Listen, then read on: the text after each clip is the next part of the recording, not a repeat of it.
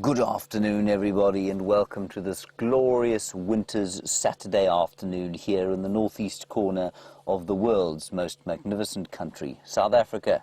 We have our problems, but we have far more going for us than we do against us. And there we have 3 vultures.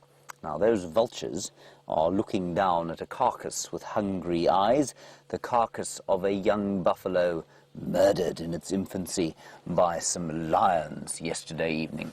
Hello, my name is James Henry. On camera today is David. Hello, David. Hello, David. David has been a little bit under the weather today, but we've dosed him up with a whole lot of... oh, sorry, yes, I've been reading up about birds. David has been dosed up with a whole lot of medication. Do you feel okay, David? Great. Wonderful. On the other vehicle, the buffalo-like figure of Byron Sorrell, and he's being filmed by the increasingly hairy figure of Willem Doornbach. He's now resembling a sort of hobbit at the moment. He's been fixing his car all day and is very happy to be out in the wilderness with us today. Louise is in the final control, in my ear and twiddling the knobs. We've got Chelsea from Vermont with us. Now, you're on a live safari, in case you're wondering what Saturday afternoon is bringing you today. Yes, live safari, that's what I said, from the middle of the iconic Kruger National Park, and that means you must talk to us. Please talk to us. Hashtag Safari Live, or questions at wildearth.tv. There go the birds. See the vulture going out there? I don't think it's going to land. Now, I don't know if the lions are still there. We've just come into this area. Let's go and have a quick look-see if the lions are there. Those vultures won't go onto the ground with the lions there, but they're also very nervy around us. So let's go and see. Welcome to it. The lions were just over here this morning.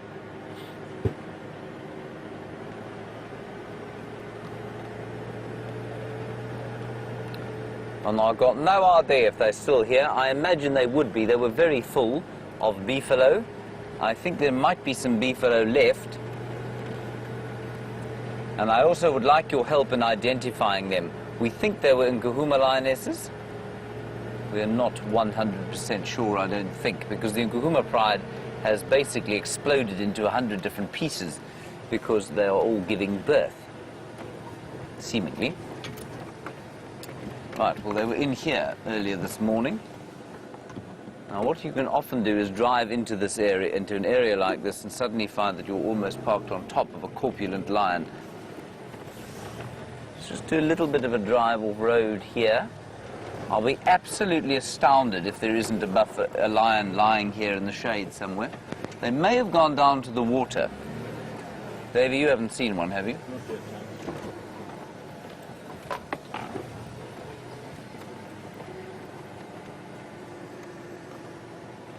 no. All right, well, while we look around here, everybody, let's go across to Byron and find out what he's doing. I think he's on his way to Cheetah Plains.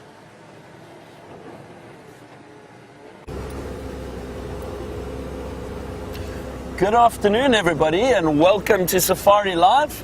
My name is Byron, and with me on camera this afternoon, we've got Willem. Hi, Willem. Great to have you all with us again on this beautiful, beautiful South African winter's afternoon. James is correct. I'm heading off exploring down to Cheetah Plains. I've not been, so getting to see a new area.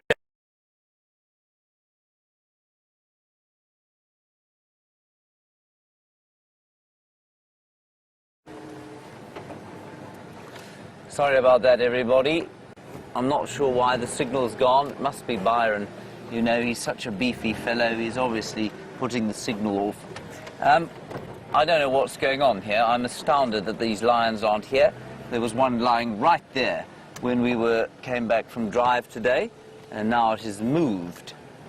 So what we'll do is just have a little squiz around here, and if we don't find one lying in the shade almost immediately, we will go off to the Treehouse Dam and see if they aren't lying there.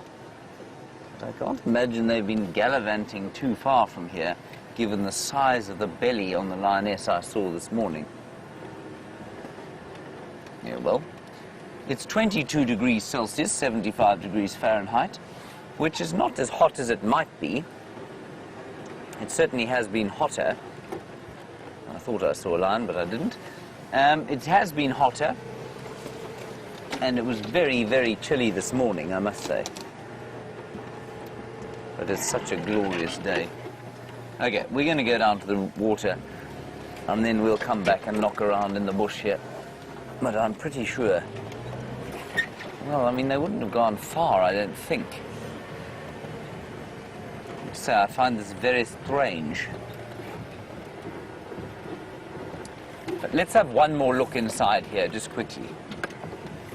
I just think it's too odd that they've gone too far. And I see no remains of the carcass.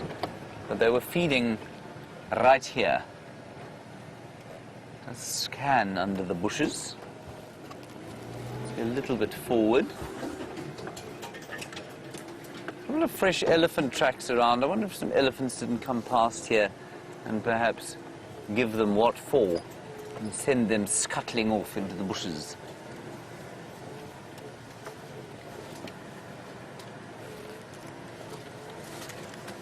No, I see nothing in the way of lions. This is the first time in the history of lions that they've actually moved during the middle of the day. Well, at least it adds to the mystery of things. Now we're definitely going to go off down to the water.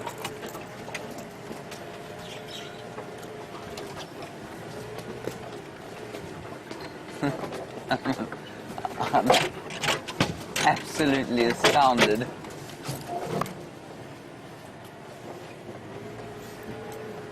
Hello, Becca Dorset. You're a new viewer.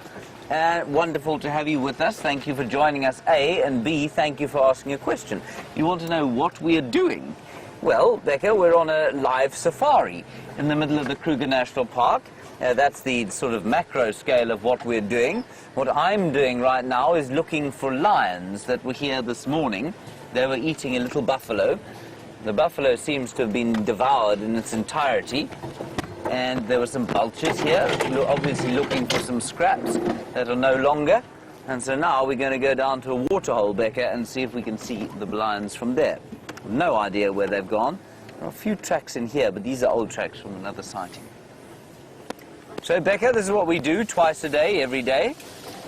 We go on a safari through here. We broadcast it live over the interweb to, well, wherever you are in the world.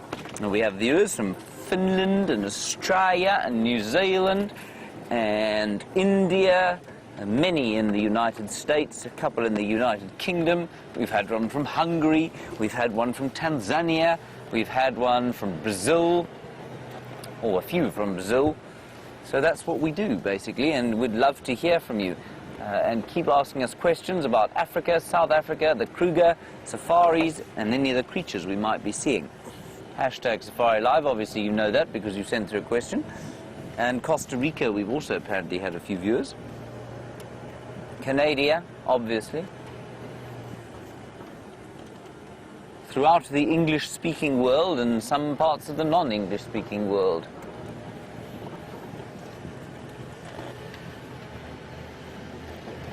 Alrighty. I see no tracks, and there is quite a nice game path, which is a path that the animals might make from constant use, and it does head from where we were down towards a waterhole over here called Treehouse Dam. Let's go and see if they're down there. Oops, bit bouncy. So the Nkuhuma pride at the moment, everyone, is the 5 lionesses. At least 2 of them are off with babies. One of them we think is possibly also doing the same, leaving just these 2 on their own. And whether they're pregnant or not, or have been mating, I'm not sure.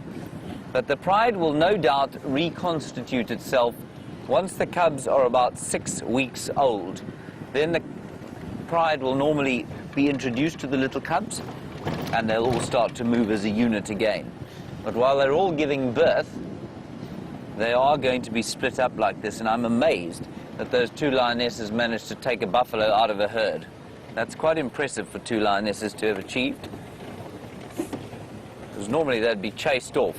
So few lions would be chased off by very big buffaloes.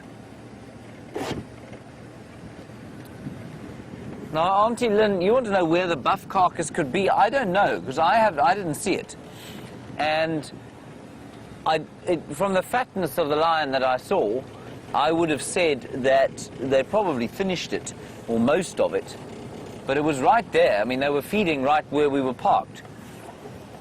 So I don't know where it is or what's happened to, you know, the remainder of it, the head, a couple of small bones. Maybe it was a really, really small calf and they devoured the whole thing. That's not impossible.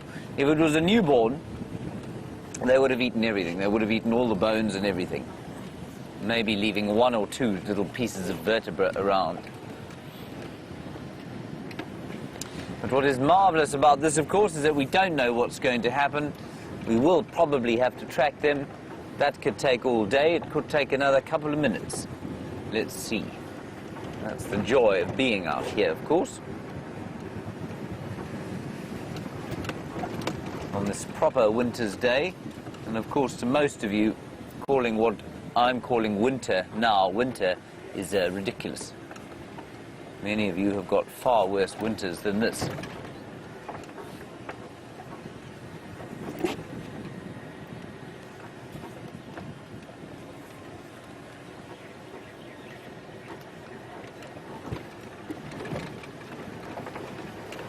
So this is quite interesting. Michelle in Sweden, you were at the lion sighting this morning and you say there were definitely 2 Nkuhuma lionesses. One of them with a spotty nose is the lactating mother from the Torchwood area. So that really is very interesting. Thank you for that. Here we are at the waterhole where there is not much water nor are there any lions seemingly.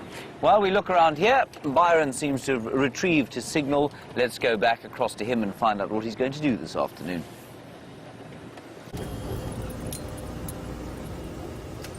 That's right, James. Thank you. I did get some signal back, and we are on Cheetah Plains at the moment. It's a very interesting story and situation that James has got going on there with those lionesses that have disappeared. I'm not too sure what could have happened. We did hear hyena this morning in the area while we were sitting with them. So I wonder if they weren't chased off and maybe the hyena took the carcass and ran away. It's interesting that the vultures were sitting there, though, because it was a very small carcass, and usually they prefer something bigger where they are guaranteed some scraps. So I'm not too sure what happened there. I'm sure James will work it out shortly. So Viam and I are really just exploring this afternoon, having a look at this different terrain. As I said, I haven't been down here yet or before at all. So it's a new area for me, and it's always great. You never know what you're going to see or what the terrain holds. So if I get lost, then who knows? I'm sure we'll find our way back though.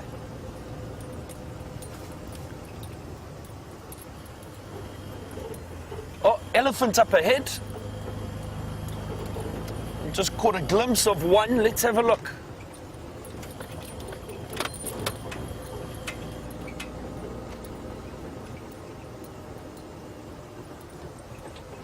So Philo has asked, is this really live? Yes, you are 100% live from the middle of South Africa, or the northeastern part of South Africa rather. Let's just have a look quickly. Here's the elephant. Oh, there we go.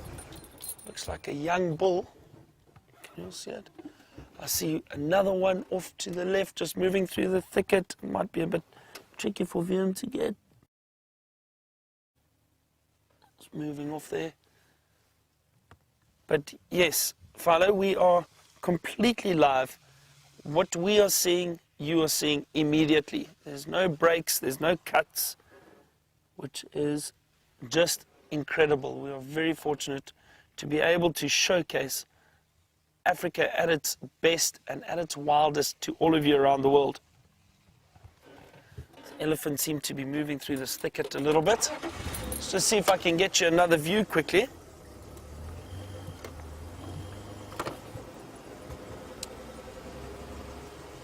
Look like 2 younger bulls that are moving around together.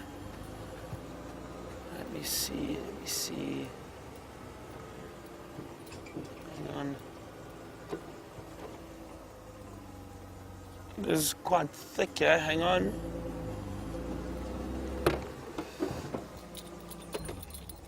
Ah, there you can just see him moving through this dense combretum thicket.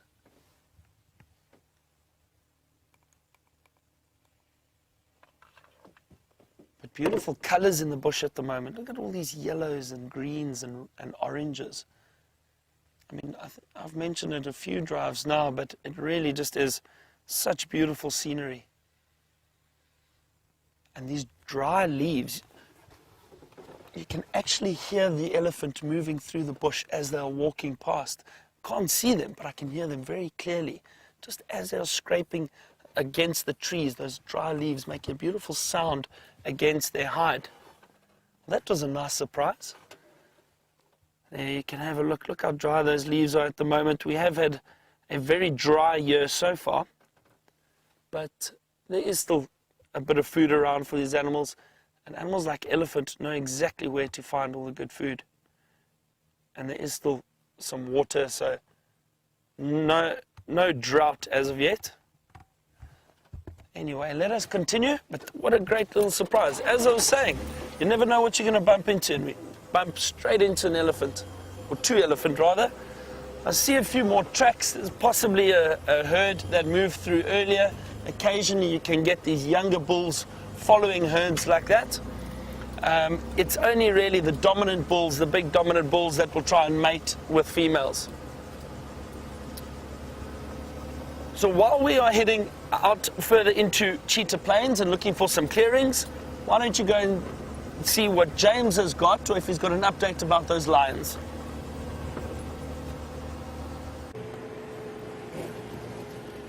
James unfortunately does not have an update, everybody. I had no idea where those lions went. I may have to go off and have a look on foot. But interestingly, that report all the way from Sweden, that was one of the mothers, is interesting because maybe she's gone back towards Torchwood. I would have expected to see one of her tracks, though, by now, if she'd done that.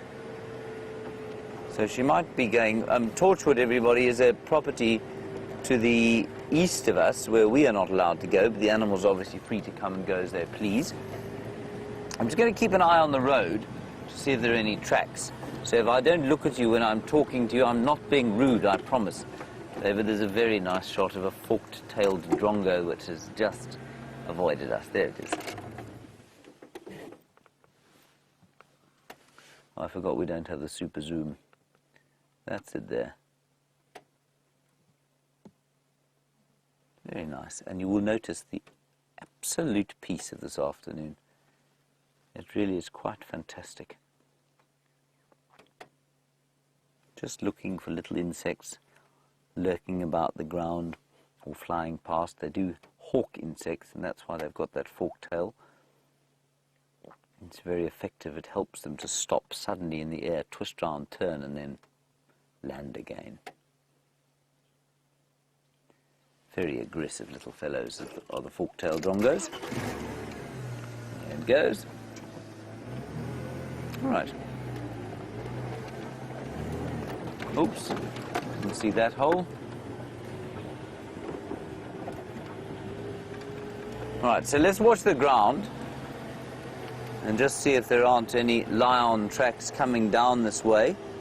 There certainly weren't any going down towards the waterhole like I expected there to be. So the kill was just over there in the block there. So if they went down to the water, they should have crossed this road at some stage. Otherwise, they may have just gone further into the bush to rest. And they could have been very close by, you know, to where we saw them.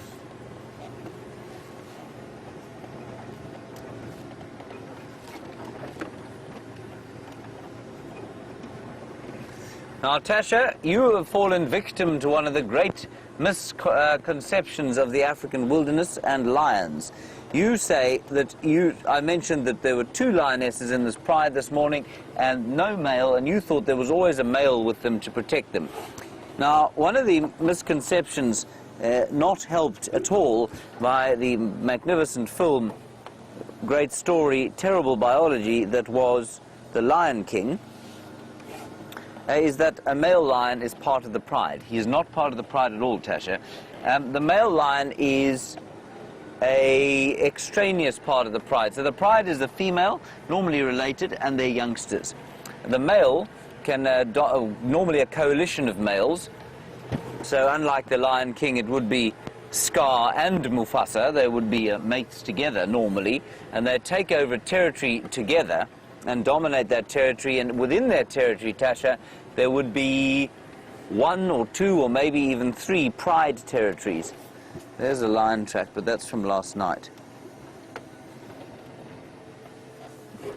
So, Tasha, the males are not part of the pride. They protect their pride's territories as a whole from marauding males, and that helps the cubs not to be killed by new males coming into the area, but they're not part of the pride. So, and in fact, for the females, they'd almost rather not have the males with them, because a male lion out here, quite apart from being the noble beast portrayed in The Lion King, is actually the greatest scavenger out here. He will steal far more food than he ever actually eats.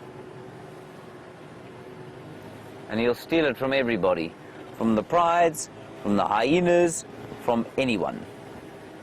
Now, let's go across back to Byron. He's managed to find some elephants, and they seem to be quite thirsty.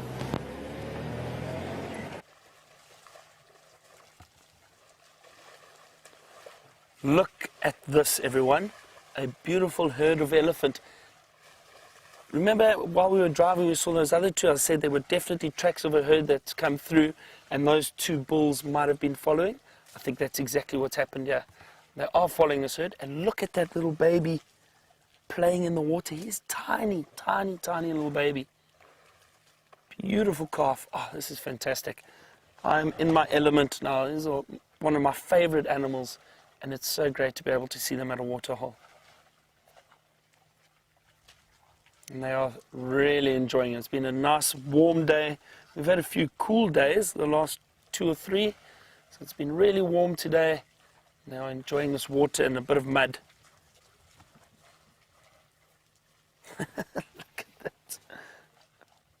Oh, this is fantastic.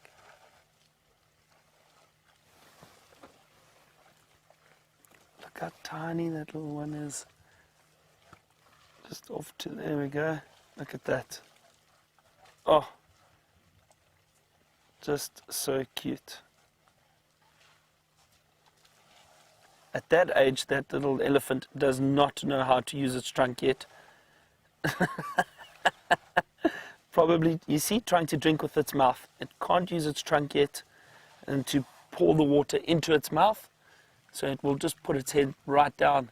It will definitely still be suckling from its mom, from that female that's close to it, but it will start to try and learn how to drink water. Ah.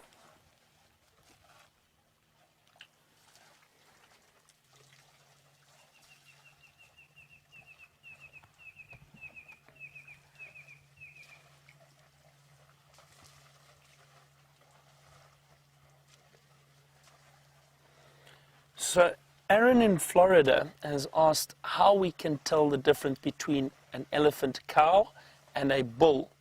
So Aaron, one of the first things you can look at is if you see an elephant like this, if you look up at that forehead, let's see that one, yeah, there we go, VM is just focused on that there.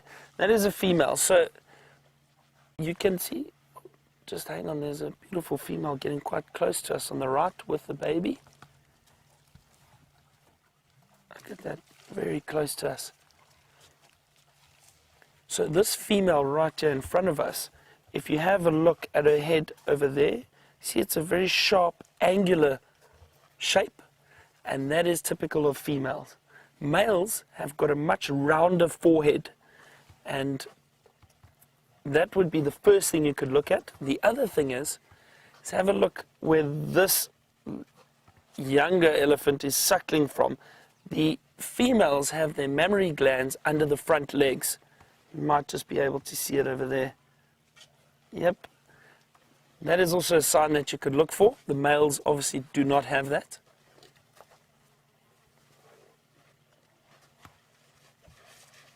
Wow, this is incredible. Look how she's smelling. There's a buffalo skull, an old buffalo skull down there. That female was just smelling it. I think elephant are incredibly intelligent, and they can probably still just smell or trying to work out what that skull is.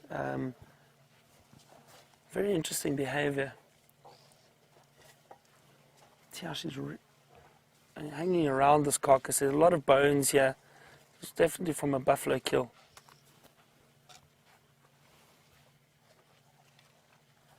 Still just smelling. But they're very close to us now, about 5 meters away, 6 meters. This is very, very special.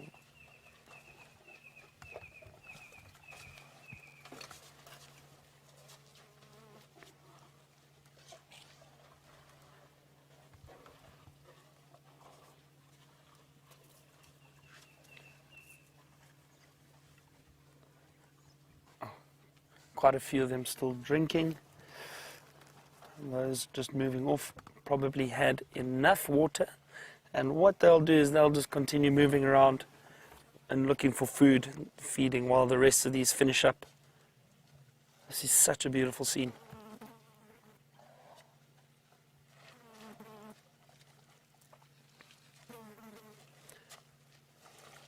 And they're so peaceful, completely happy with us being here.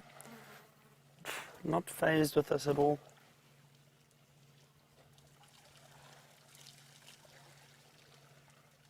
It's amazing to see how they suck the water up with their trunks and then lower that water into their mouth.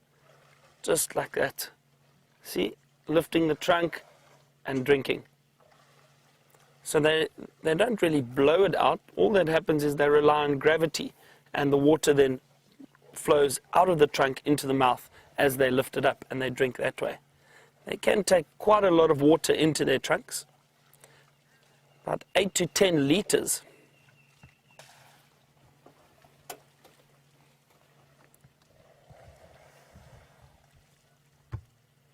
So Robin from Maryland has asked an interesting question about the elephant and what keeps the water from going all the way up through the nasal cavity when it goes up their trunk. So they have got valves and they do control it, and the trunk is made up of so many muscles, so they can control it very well. They won't suck it all the way up right into the nasal cavity, but what they'll do is they'll suck it up, hold it, and then as they release when they are lifting their trunk, they release it and it flows down into their mouth. But there are thousands of muscles within that trunk. It really is an incredible appendage.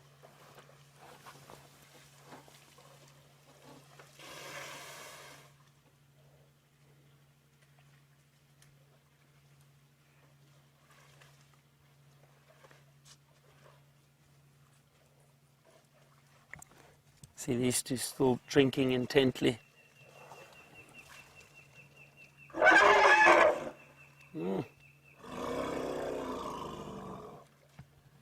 It's an incredible sound. Very interesting vocalization came from that elephant.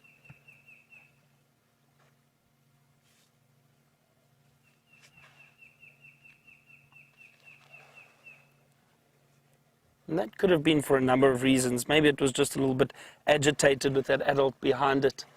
It is in a tricky spot there at the moment, struggling to get out. It's amazing how elephants can climb though, and climb up really steep embankments and go down the most incredible places if they have to. Another beautiful female walking towards us.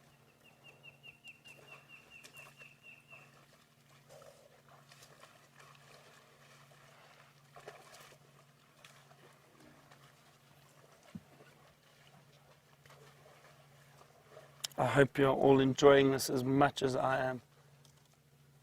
Perfect for a Saturday afternoon.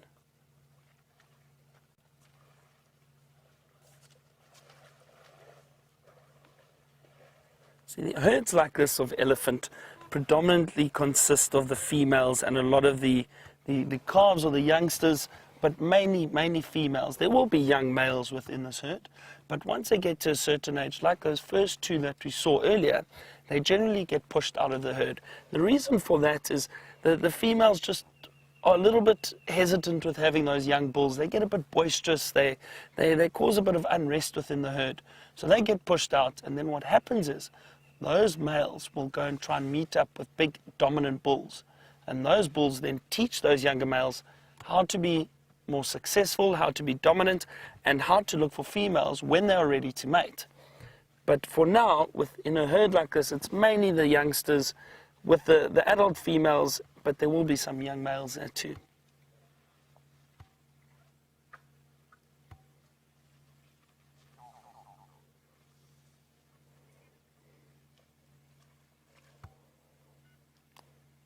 So Christine has asked a question about the elephant, and Christine would like to know, do elephants use tools?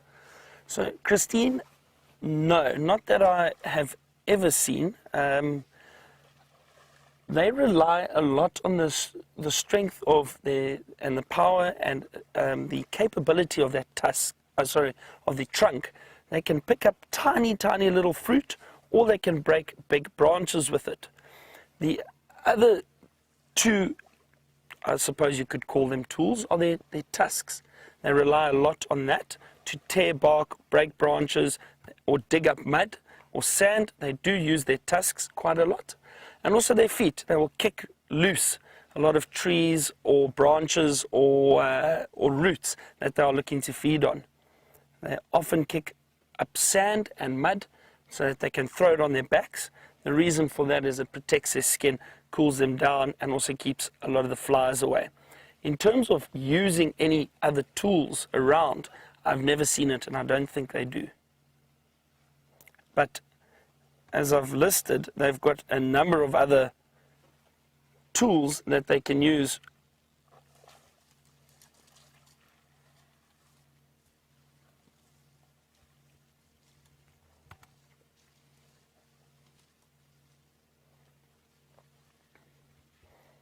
Our timing was perfect. As we came around the corner, we could see these elephant in the waterhole. And look how they've all started to move off.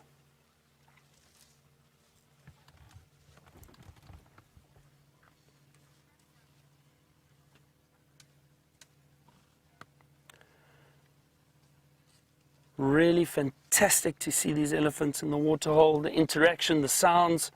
And while they move off, why don't we cross over to James and get an update from him? Maybe he has something regarding those lions.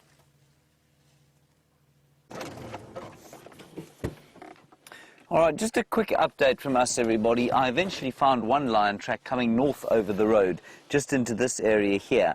I'm probably going to go off on foot and just see if we can't find them. They may be down in the shade here in the drainage line. But while we do that, I think spend a little bit more time with Byron on Cheetah Plains, and then if I have any success, which I'm hopeful of now, we'll let you know.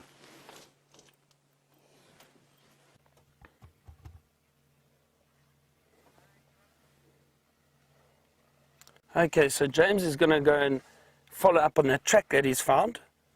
We are still sitting with these elephant, and it's actually such a beautiful sighting. I don't think we're going to leave just yet. There's still at least 3 in the water, or 3 that we can see around the waterhole. 1 or 2 feeding off to the side, and the rest of the herd has moved off slowly in a westerly direction from here. But they're in no rush to leave. It looks like these 3 are really enjoying what's left, or the last few sips of water before they decide to move on.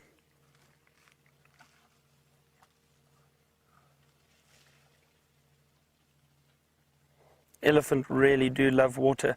I've seen in different areas where the water is more prevalent, and especially up Botswana area where there's a lot of flooding and you've got large rivers, elephants will often go right into these rivers and swim. They play around, especially in the summer when it's very hot. They play, and if they need to cross these deep rivers, they will swim right across them, where you just see the trunks sticking out of the water, breathing for them. It's incredible.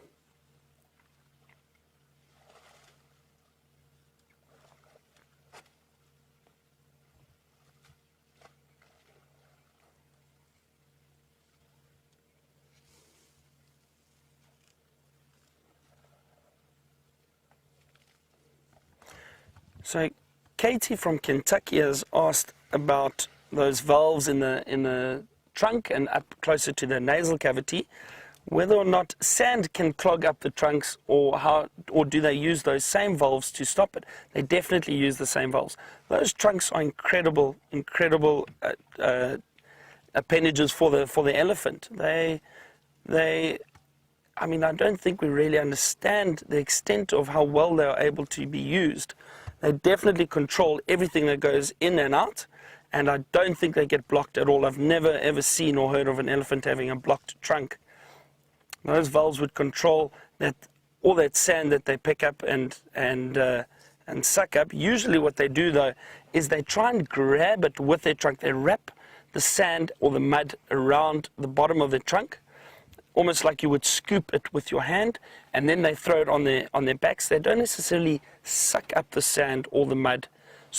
But there will definitely still be some dust that can get up into the trunk, but they will then eventually blow it out. Just like you would blow your nose, they will get rid of it so it doesn't get blocked. But it is an incredible appendage, and it's amazing the ability to pick up tiny objects like fruit or little sticks, and the ability to break branches. The strength in that trunk is unbelievable. Quite a nice bit of interaction with these two in front of us, just playing, pushing, rubbing their trunks and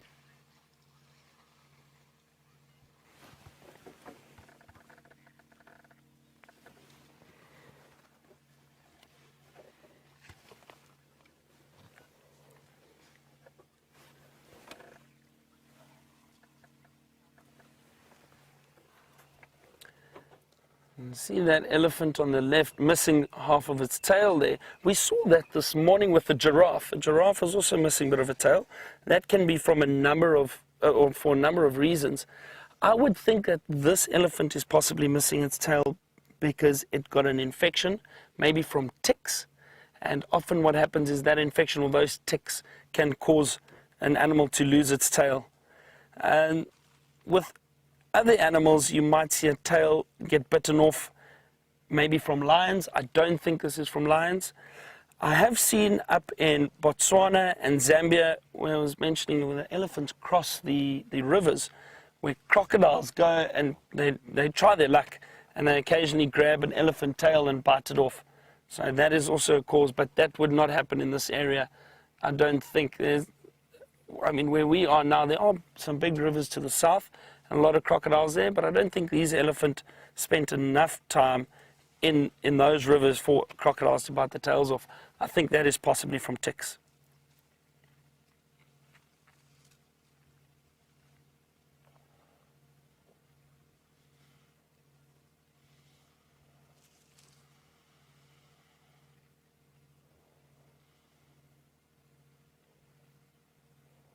There hasn't been too much mud splashing around with these elephant.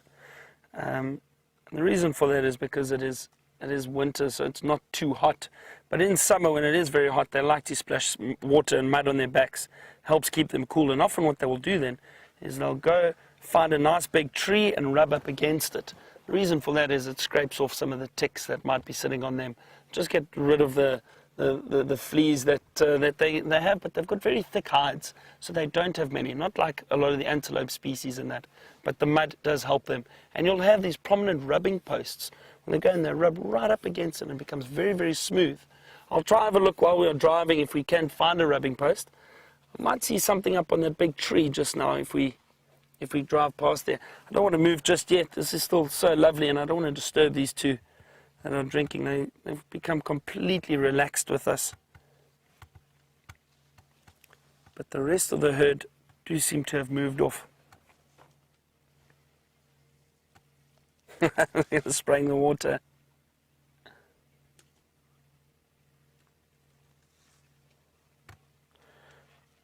So Brock would like to know if elephant ever leave the national parks and cause damage to neighboring farms or neighboring areas. Brock, in certain areas it can occur. I mean, we are very far away from any, I suppose, any settlement at the moment. But on the outskirts of the Greater Kruger National Park, yes, there are settlements and farms. And if the elephant do get out, they try their best to get them back as quickly as possible if they can. But they can cause damage in other parts of Africa. Elephant can be a problem for farmers. They destroy the produce and the lands that the farmers have. So it does happen. But again, we need to remember, these animals were here first. We are taking over their land and their habitat. So we cannot complain. It's part of living close to nature.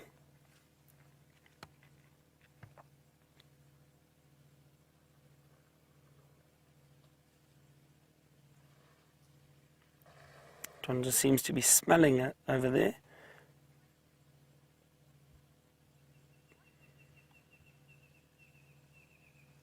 So Helen has asked, what is an elephant's favorite food? So Helen, to keep these large animals going, they need to feed on a lot of vegetation. They are not too fussy. They will eat everything from grass to branches to leaves, bark of trees, roots and fruit. I must admit though, I think in summer, when these beautiful marula trees that we have in the area, when they give fruit or bear fruit, the elephant absolutely love that fruit. Very rich in vitamin C, but the flavor is very nice, and we can eat it too.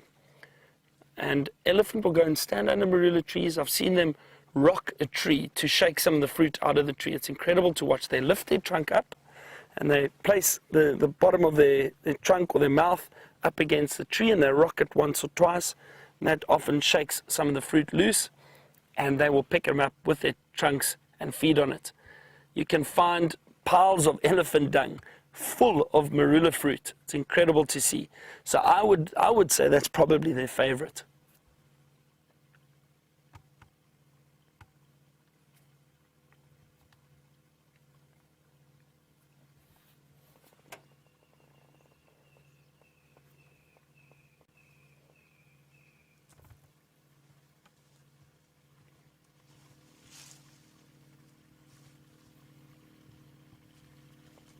So peaceful here at the moment. Few birds calling. I've heard a red-crested koran that's been calling quite a while. It's got a very interesting whistling sound in the area. I can't see it. It's a ground nesting bird and it's very difficult to spot, very well camouflaged. It sounds like a... If I hear it again, I'll try to point it out. I think it might be loud enough for you.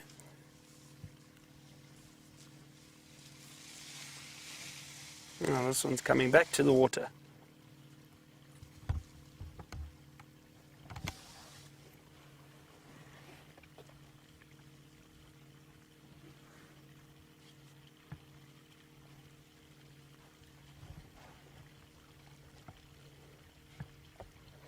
So Nora has asked, do elephants hold their breath while they are drinking water, or can they breathe through their mouth? They can definitely breathe through their mouth, Nora. So they don't have to hold their breath. They will just purely suck up the water. See, this elephant is very clever. Have a look there. So certain water holes in winter are pumped full of water. And the reason for that is it does get dry, and because of all the wildlife around, they do have to be managed. And that little pipe over there is pumping fresh water. When the water level drops, that pump will come on every now and then. It's probably solar powered. And that elephant knows exactly that is fresh borehole water. That's why it's sticking its trunk over there. But Nora, they will definitely not hold their breath. They will still breathe, but they will use their trunk just to suck up the water. And then as they are lowering it, just like we drink, then you obviously don't breathe, but they will then drink the water.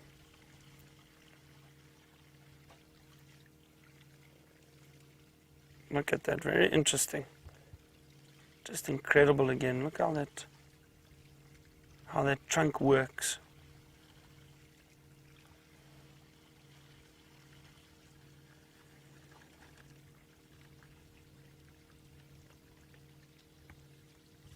Let's see if he puts it in his mouth. There we go. A little bit.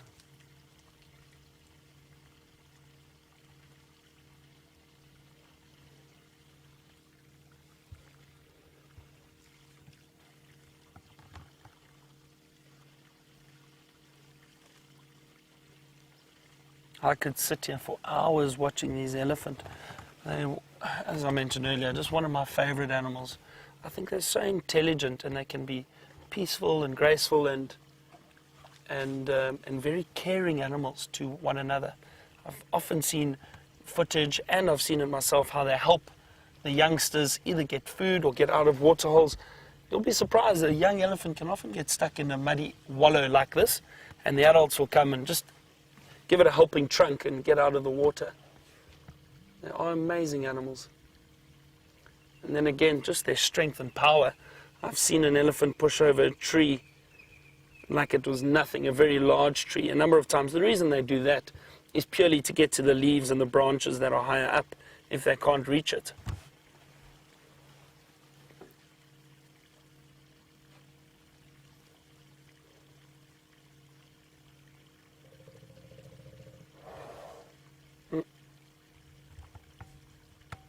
It's an example of that elephant just blowing its trunk, and you saw the power of that air and the dust that was blown up from it. See, so it's very easy for them to keep the trunk clear. Have a look, see how that elephant's resting? Oh, it's picked up a little stick. Oh. Wow, look at this, very interesting behavior. See that trunk, it's got almost two muscles that act as a clamp, I suppose you could call it. And with that, it's able to pick up something as small as that little branch or leaves or branches. Incredible prehensile muscle, that trunk. That whole trunk is basically one big muscle made up of many, many muscles.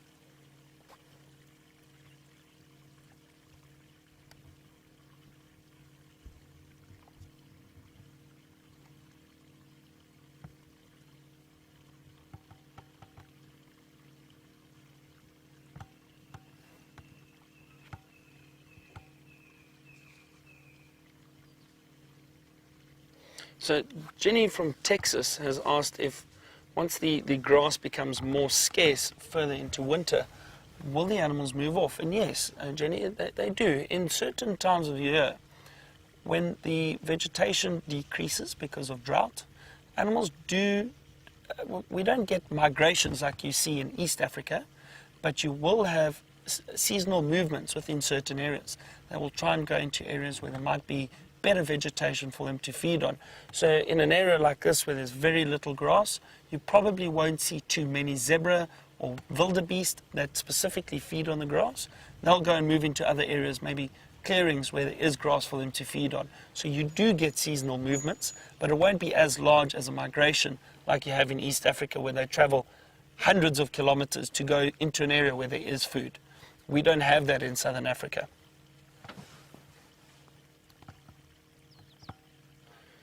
So the elephant seemed to have all moved off now.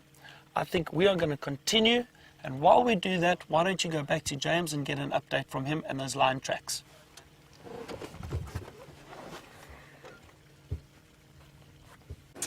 Now, I've done an extensive walk through this area, well, relatively extensive anyway, and yeah, I don't know. I don't have any more tracks. I don't know where they've gone. There were some vehicle tracks coming in here, so maybe the very last people to view these lions came in here this morning. But I've had a walk through here. I haven't seen anything. We're going to do one last, we're just going to stick our noses in here along this old track. And if there's nothing here, you see there's some quite fresh vehicle tracks through here, so maybe she moved in here during the course of the day. But, you know, if she is the mother, and I've no reason to doubt she isn't, I've no reason to doubt that she is the mother, she could well have just headed straight back towards Torchwood. Because that's obviously what she needs to do. She needs to suckle her babies. So maybe it was just a brief hunting foray away. One or two more vehicle tracks through here. We'll just follow them through and then head out and see what else this marvelous wilderness has to offer us. Yeah. I think we're flogging a dead horse here. So let's ease our way back out again and see what else we can see. Very nice that you've had the elephants there, Torchwood, at least at Cheetah Plains. Marvellous animals, elephants, of course. And especially when it's a little bit dry, they spend so much time drinking water and going down to water and then fighting with each other and playing. It's just great. This magnificent tree that we're driving underneath, of course, is called a torchwood. Can you reach a leaf there, Davy? There we go. Now, the torchwood leaf is quite leathery. It's not particularly tasty. And indeed, the fruit's oil, which is supposed to be flammable, but I've embarrassed myself on many occasions trying to light it for viewers and guests alike. I don't know, it seems to be inflammable when I try and light it, but it can be used to kill fish. And what the poison does is get into the gills of the fish and drops them dead, and apparently it doesn't taint the meat at all. So if you're ever desperate out here without a fish hook and really in need of something to eat and you're unable to get into the water to catch a catfish, that's your stuff. Torchwood seeds, crushed up, unburnt. I can see the lion track now. They're in here. Let's follow them. Now, Kevin in the Nederlands, you want to know what the most common bird we get out here is. Kevin, the most abundant bird that occurs in possibly here and in the world. Oh, colourful bird. Well, the most colourful bird we get out here is probably then the lilac-breasted roller. And the lilac-breasted roller is got 7 colours on it, male and female lilac-breasted roller.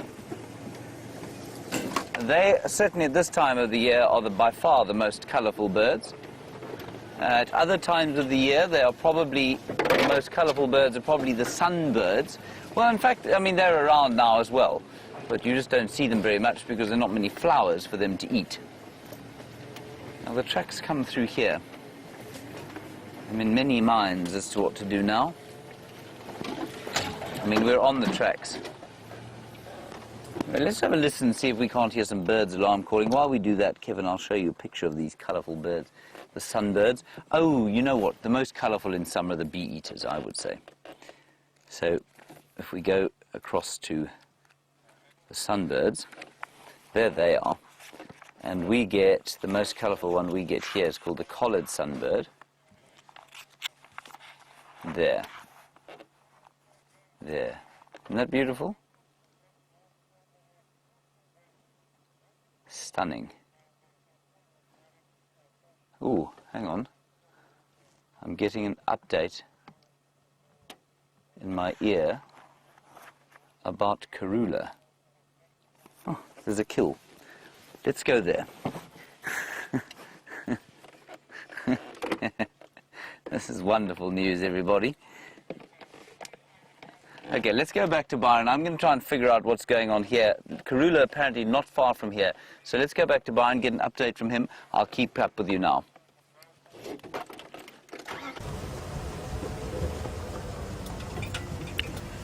That's exciting news that James has about Karula. Hopefully he has some luck there. Looks like the lions are evading him this afternoon. We're still just exploring Cheetah Plains. I have absolutely no idea where we are, so it's very fun. But I don't think we have gone off the beaten track too far. So I'm trying to look for some of the plains that they have in this area. And that'll be nice, I think, for some general game, which could be very interesting.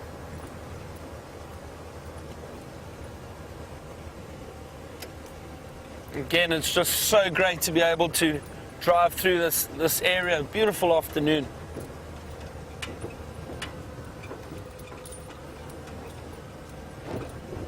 So Aaron from New Zealand has asked, are there any areas outside of Africa that I'd like to visit to view wildlife? Definitely. Aaron, I think one thing I would really like to do, which is on my bucket list, is to go and look for snow leopards. up in Afghanistan. In the mountains, you get snow leopards. I'd love to be able to see snow leopards. What else? I mean, polar bears and wildlife in the Antarctic. That would be wonderful. Something different. There's so much. Madagascar, South America, the Pantanal, jaguars. Oh, there's so many different places to go to. A beautiful area here. That a beautiful clearing. Let's see what we have. Nice water hole. Let's see, there's a lot of buffalo dung around. Let me just stop and scan here a little bit. But look how beautiful and open this clearing is. You never know, you could find something laying in the shade of the trees just on the edge of these clearings. I've often found predators, during the day, especially in the morning. As it starts to warm up, they could possibly come and drink and then move off and look for a bit of shade. At the moment, I do not see anything, however.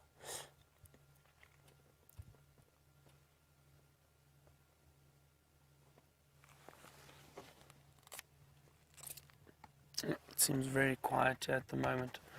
But as I always say, it's too soon to panic. Let's continue.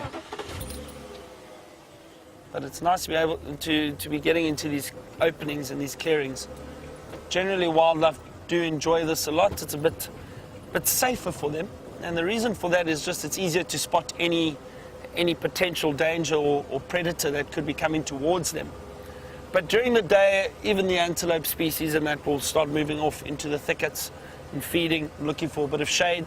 But in the evenings, I'm sure later this afternoon, early evening, I think you'll probably get quite a few animals coming out into these clearings and spend the night out here. It's far safer in the openings.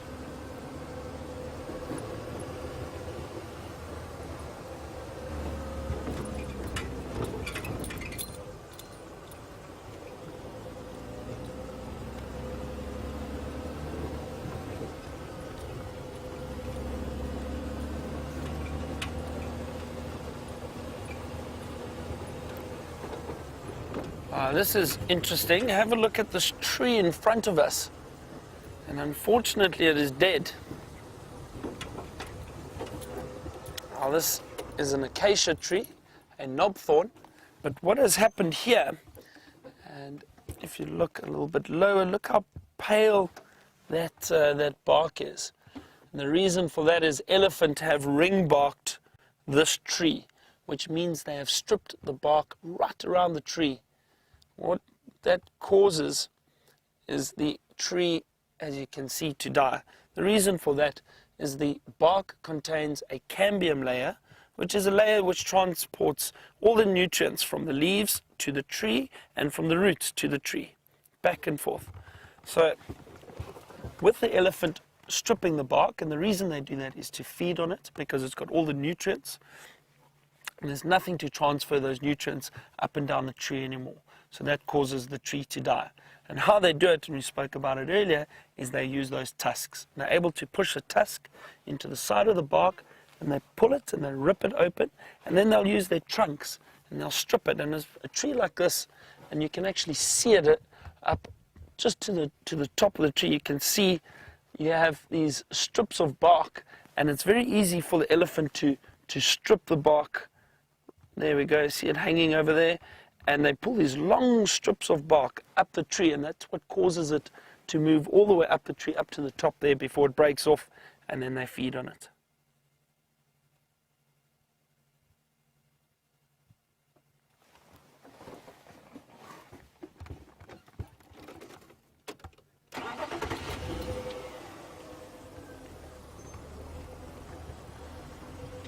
So Don has asked an interesting question about when the elephant push over trees, and Don would like to know is, if those elephant push the trees over, do those trees continue to grow or do they die? So Don, what happens often is if the trees are pushed over, but the root system is still intact and the tree hasn't broken completely, the tree is still able to grow. if the tree is pushed over and the root system is uprooted and broken, then that tree would not be able to grow anymore and inevitably dies. But either way, what happens is you do get a micro habitat forming. So you get a lot of other animals, scrub hares, little duikers, steenbok, often go and use those pushed over trees as shelters or as homes. And you get a lot of insects and birds nesting in there. So it's not always a bad thing. It does create another habitat for some of the smaller animals.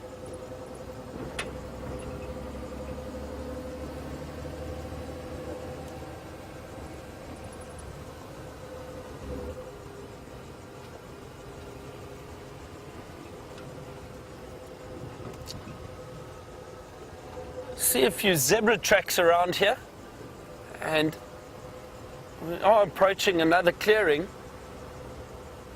Oh, there's some beautiful clearings up ahead. Let's see, I'm sure we'll get some activity around there. Let's just keep scanning. Which way, which way? Let's ask the viewers, should we go left or right? Who can give me an idea? Which way should we go? I have no idea.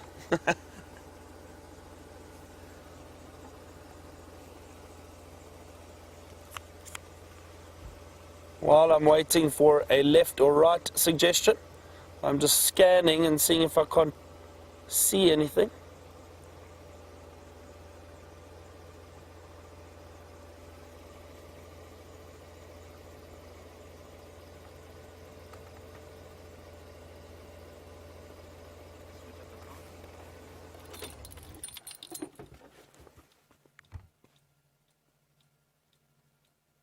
Oh, hang on.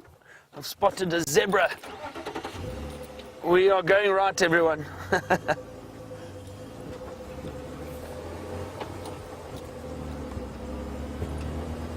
While we're driving, I'm still just scanning back and forth, seeing if there's anything out on the other side of the clearing.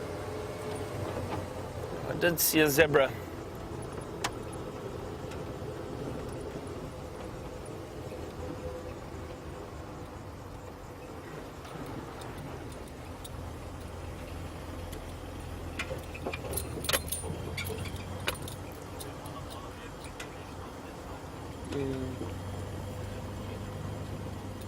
So Lynn from Florida has asked what my favorite time of day is to do a game drive. Is it in the morning or is it in the afternoon? It's very difficult to answer, Lynn. I like both. There we go. Yeah, the zebra approaching just off to the left.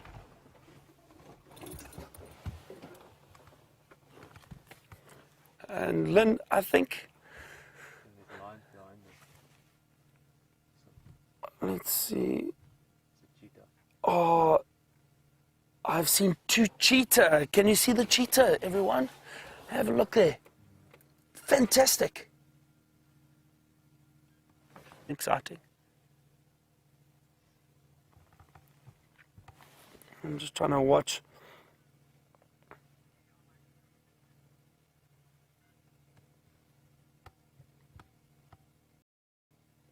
Let's just see they're slowly moving in this direction. We'll wait and sit tight.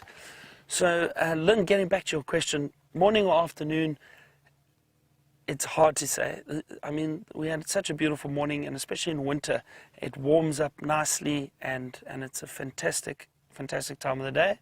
But the afternoon's also great, and the sunsets are beautiful. I don't know. It's hard to say. Right now, with cheetah approaching, I'd have to say the afternoon.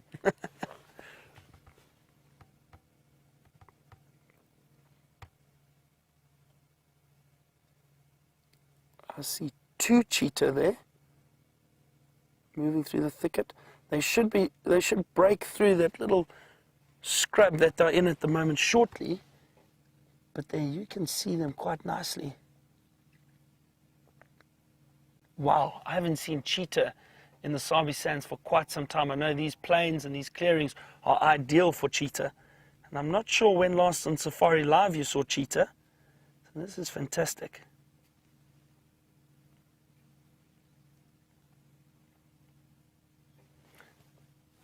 Like I say, they are heading straight towards us. We are just going to sit tight here for a while. Hopefully we'll get a lovely view of them as they cross over.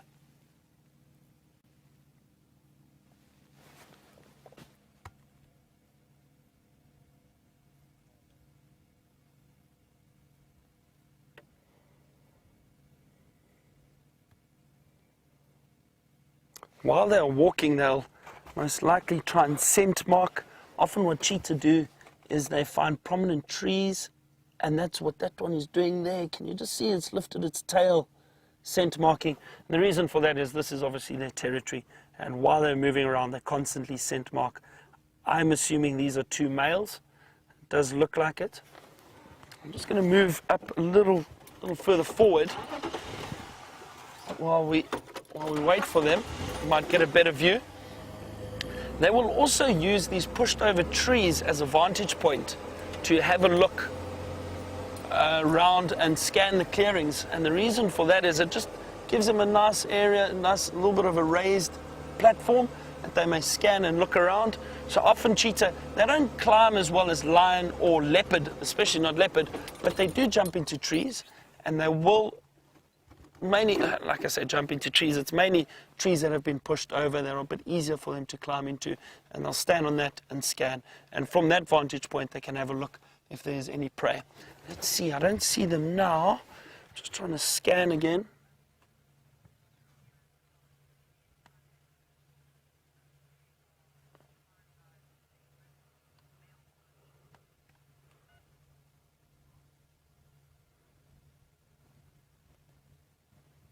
So I understand that everybody is as excited as I am about cheetah, because these are my first cheetahs for Safari Live.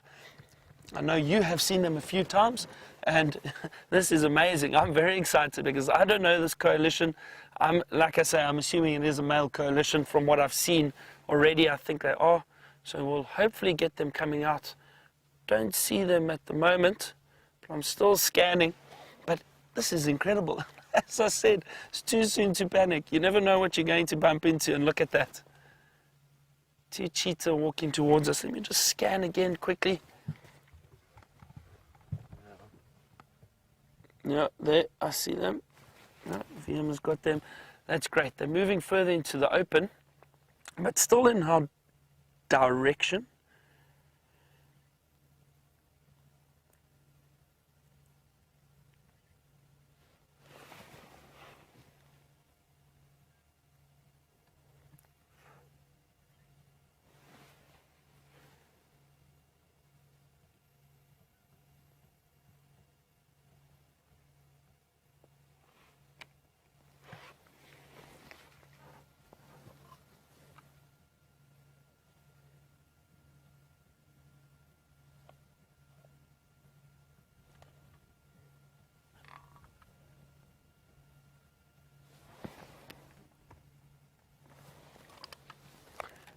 Andrew or Mike, any station on this channel, do you copy me? Good afternoon, it's Byron here. Located the two male cheetah, the coalition. They are on the plains. I think we're east of Hornbill Nest Road, and they are heading north. There are 3 M vehicles here at the moment, but they are heading north.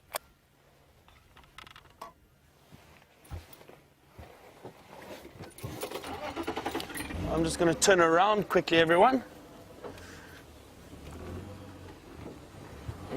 This is very exciting. These cheetah are heading straight towards us.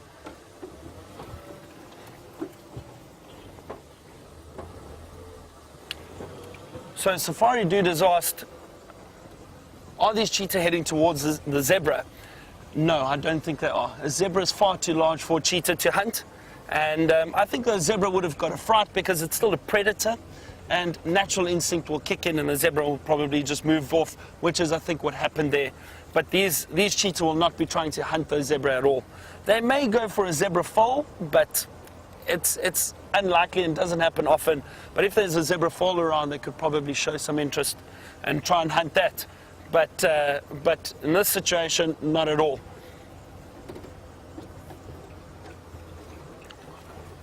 So while we're waiting for these cheetah to cross and trying to get into a better position, go across to James, get an update from him and see what he's up to. Never want to leave.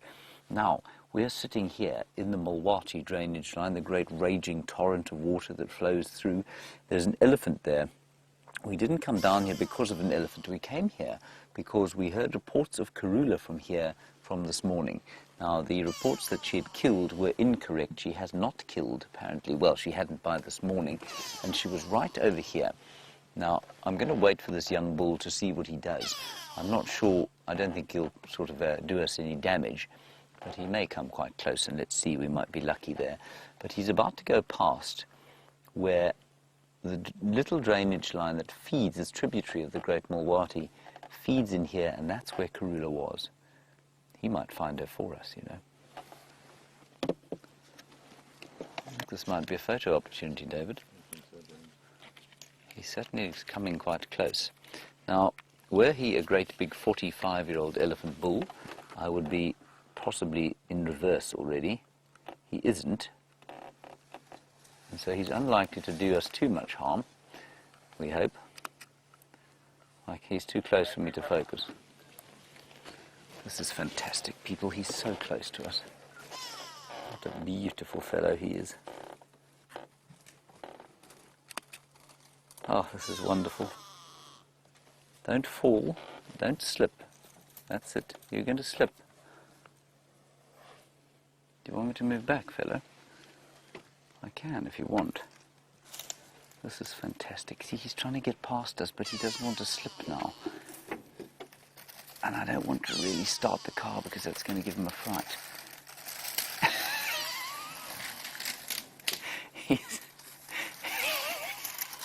he's stepping over that bush. I'm not laughing at you, I'm sorry. You're being very, very kind to go around us like that. Thank you. That is too wonderful.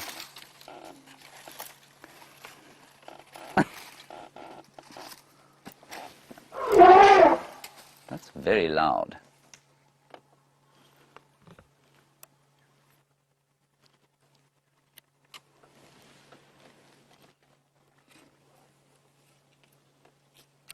It is quite scary. I'm not going to lie, everybody. My heart rate is up. Dave, how are you feeling? Yep.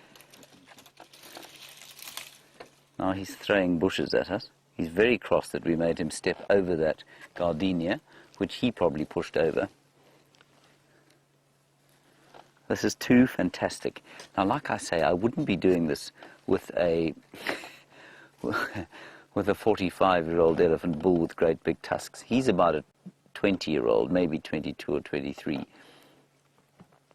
And he's just not quite confident enough to kind of say to us, get out of my way or you're going to be in trouble. That is just brilliant. Isn't that wonderful? Ah, what a very, very special sighting that was. Let's head back to the cheetah and Byron. We'll continue looking for the leopard over here.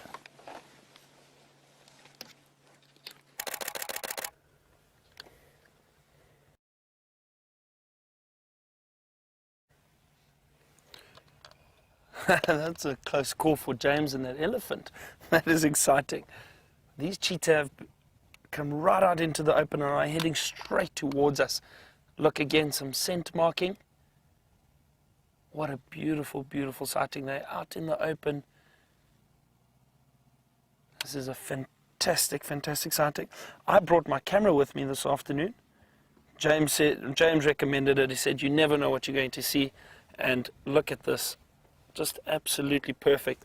Wonderful light. So those of you who are photographers, if you would like to ask any questions about camera work, please don't hesitate. I'm going to take one or two snaps of these cheetah.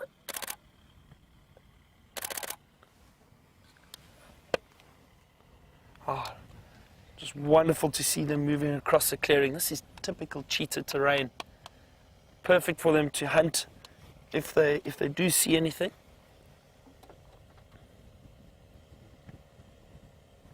I was hoping they would head into that direction of the water holes that we passed.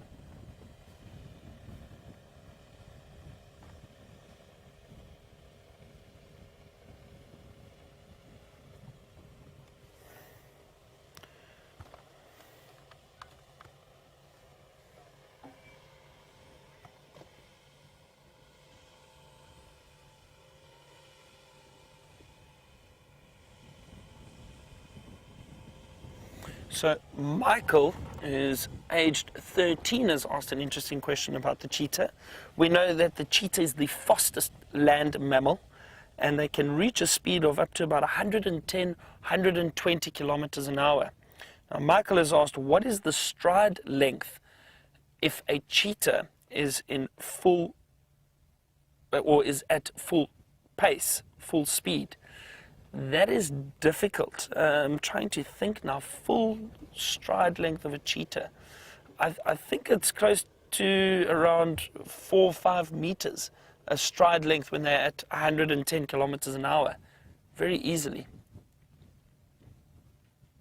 You can see their whole body contorts when they are running. Their back, their spine is very, very, what's the word? Bendy. It's supple. Their back is very supple, and that spine can bend very, very easily, and they can stretch. And what they do is the whole body opens and stretches as they stride, and they reach those top speeds.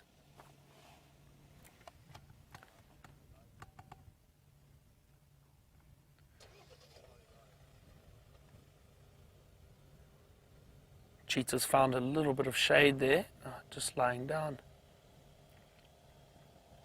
See, they're still very, very clever. Even though they move around more during the day than any other predator, more than leopard and lion, definitely, cheetah do prefer hunting in the afternoon or early morning, especially the morning or late morning, and are more active during the day. They are not as active at night, and probably wouldn't hunt as much as at night.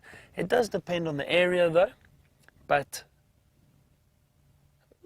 they are still clever. They will still find shade, and they will still rest during the day.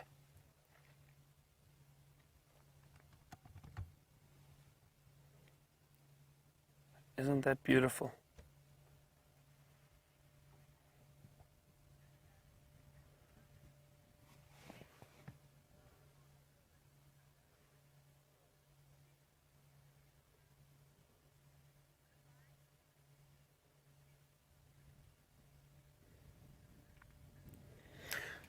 So Pamela has asked a question regarding the scent marking of the big cats. Now, Pamela would like to know, would big cats scent mark over each other? Now that is quite interesting, Pamela. I've seen big cats pick up on the scent of other big cats, lion, leopard, cheetah. Often they may use a similar tree, and the reason for that is because it's a prominent post. It is something that is passed through regularly by these animals in an area that they know very well, in their territory. I don't think it's a case of them scent marking over the other one. The scent marking is purely to allow other predators of the same species that this is their territory. So other lions or other leopard or other cheetah. It's not a case of lions scent marking over cheetah because they want to chase the cheetah out, but they do definitely pick up on the scent of those other animals in the area. The scent marking is purely territorial for each species.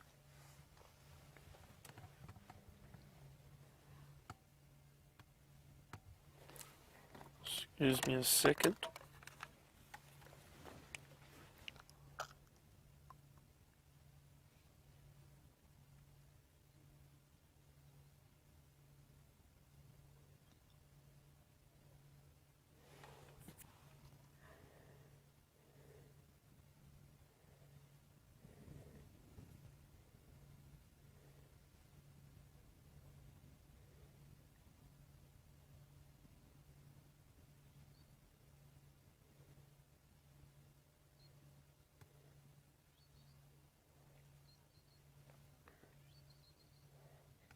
It's interesting that the one cheetah has decided to lie in the shade and the other one out in the open. Michael or Lex, come back for Byron. Wrong radio. Michael or Lex, come back for Byron.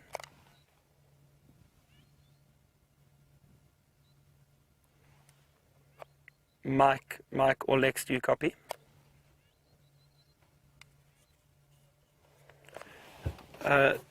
Mike, Sorry about that. Just an update. Still 3 WM vehicles here. They are still just south of the boundary. We are standing by. I'll let you know as soon as they cross.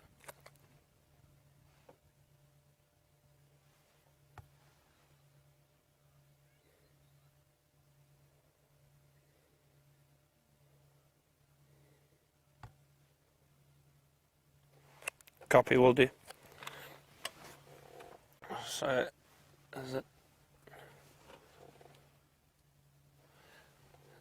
another interesting thing is the multitasking that I spoke to you about.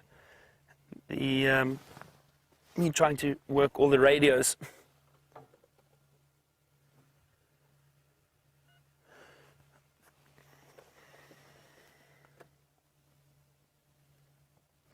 So we're quite far from the FC at the moment, so I'm struggling to hear some of the questions coming through from Lou. But I think Lou has just asked a question about how often the cheetah need to drink. From Maggie in Australia. And Maggie, the cheetah, like most big cats, generally they will try and drink each day. You know, if the water is available and is around, they will definitely drink each day. But in some situations, if they are unable to, then maybe every second day, but they will still try to get to water. The thing with the predators is they do get a lot of moisture from their kills if they are able to still hunt. And if they are able to kill an impala, for example, they do get a lot of moisture from that, but they do still need water occasionally. As I said, it depends on the time of the year. In summer, when there's lots of rainfall, lots of water around, they will definitely go and drink daily. Go ahead.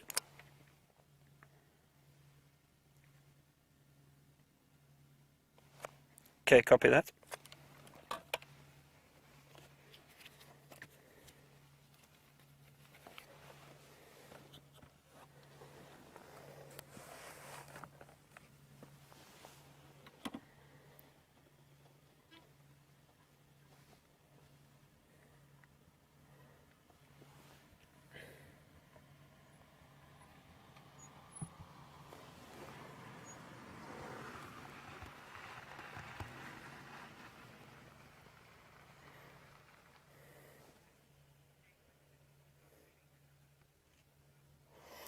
So Brock has asked a question about the cheetah and their hunting style.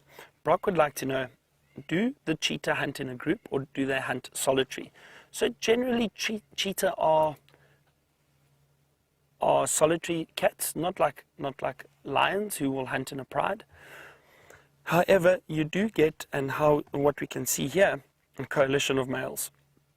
So 1, 2, 3, or sometimes 4 males together that form a coalition, and often because they are born into the same litter, and they will then stay together. The females generally stick to themselves and stay solitary, so they will definitely have to hunt for themselves. With the males, I don't think it's cooperative hunting like lions, but the cheetah will chase something together, and if one manages to separate an impala, for example, if they were chasing impala, separate an impala from the herd and pull it down, the other one probably wouldn't be too far behind to help either kill it or just start feeding on it very quickly.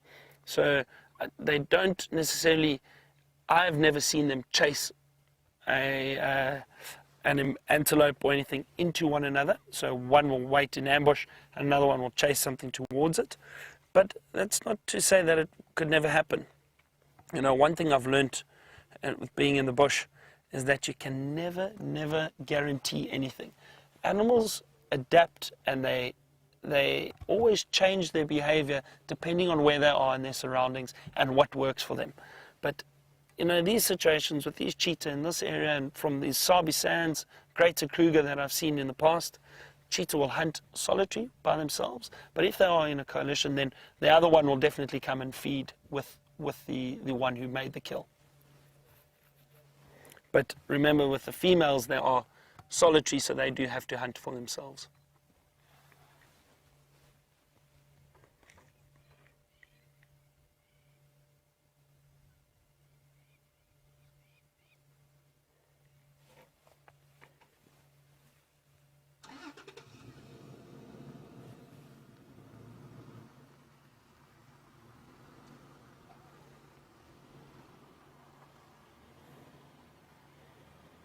So Sharon from Tennessee has just asked if these two cheetah are related. Yes, Sharon, they most likely are. And the reason I say that is it's quite unlikely that two males from a different area will form a coalition. I have heard of it happening, and it can happen with lions. Lion coalitions, they can have males forming coalitions that are from different prides. In this situation, I think these two cheetah are most likely brothers. And that is generally the case. If one of them die, the other one will just continue on living. It will not go and look for another cheetah and join, especially not at this age. I think it is highly unlikely. But again, it's never a guarantee. That is just what we have seen, what we have read, research that has been done. I don't think they would, but you never know. They could possibly, but I don't think the one would actively go and look for another male to join and form a coalition. Generally with cheetah, they are brothers or related.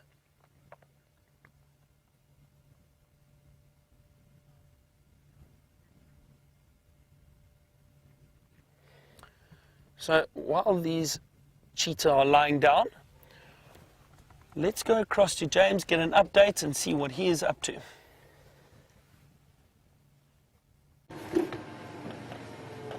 James, too, is about to lie down in frustration.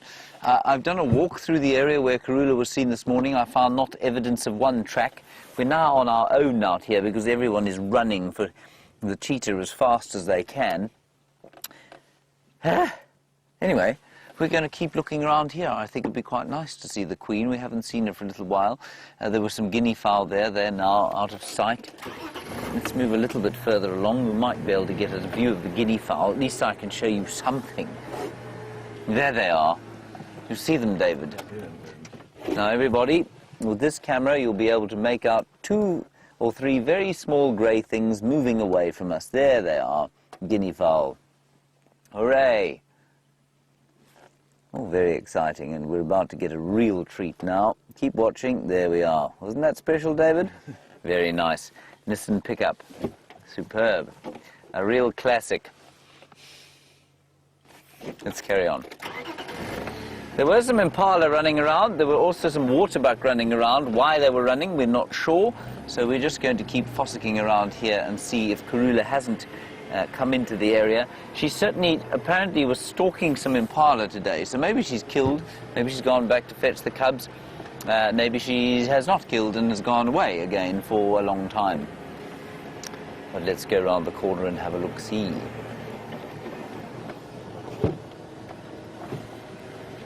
Plenty of impala tracks, and I think they've been running all over the place. And they've probably obliterated any leopard tracks that there have been around here during the course of the day. So that was Twin Dams we were on there. Twin Dams Dam, which consists of 1 dam, not 2. Don't know why it's called Twin Dams. Karula might pop out onto the road as it gets a little cooler, and it's certainly starting to do that already.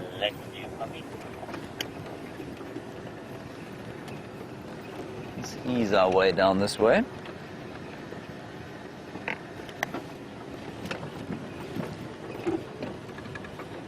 Now,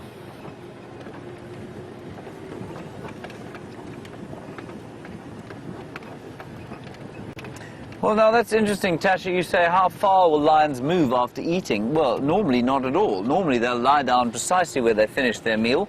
They often don't even move to go and relieve themselves.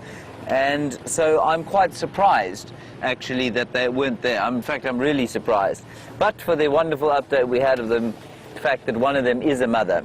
So she could well have headed off back towards Torchwood. I don't know where her companion would have gone, but normally they'd stay exactly where they were, or you'd expect to find them sort of lazing about the water. Hasn't been very hot, so I don't know. I'm most confused by the whole situation. Unless one of the others is pregnant and they've used that sort of drainage line system there to go and sort of rest up in. Because they will start to seek out cover much more than they will normally if they're pregnant. Now this is where Johan Danhauser from Buffelshoek saw Karula this morning. somewhere around this area.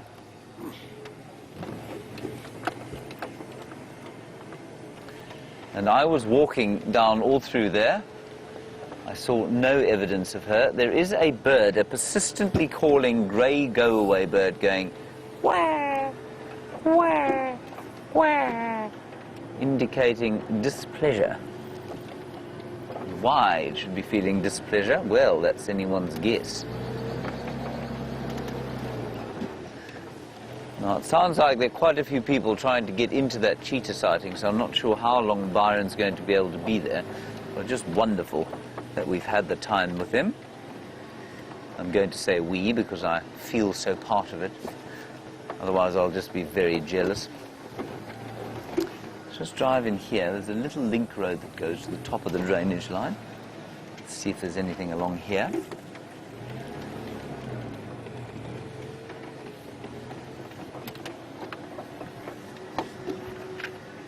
Well, there's a francolin eating some elephant dung. That's exciting. Oh, there's a bouncing stick.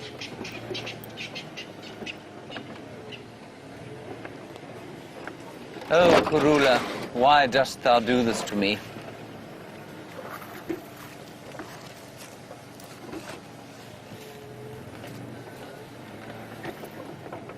Hello, Julia. What a lovely question from you about dispersal males. Please excuse my not looking you in the eye while I answer. I'm just trying to keep an eye out for possible leopards, you know. Julia, you want to know how they know when to start scent marking. It's just the onset of hormones, you know. It's puberty. So when Sindile goes into puberty and he, you know, comes to a certain age, achieves a certain size, his body will produce a certain suite of hormones that will in turn allow him to start scent marking. Same with a lion. So they start exactly as the same. So I mean, the best way to describe it, I suppose, would be to compare it with a male human being. You know how when a male human being turns 18 or so, somewhere around there, he starts to assert himself physically. He tests himself first when he's 16 or 17 years old, normally gets the stuffing knocked out of him once or twice, and then once he's big and strong, then he starts to assert his dominance. And that is precisely how it would work with a leopard or a lion. They'll sort of start tentatively marking territory, then they'll start to call, and then they'll probably get the stuffing knocked out of them once or twice by the dominant male leopard, or certainly be given a fright by him, and then they'll back off, and eventually they achieve the right sort of size at age 5, and they achieve the right sort of level of maturity, and then it's, you know, they'll try and take a territory. That's how it works. This is where she was seen this morning. Like I say, it wasn't a very hot day, so I suspect if she didn't kill something here, she's probably pressed on elsewhere. It doesn't mean we're going to stop looking for her, everybody. Fear not.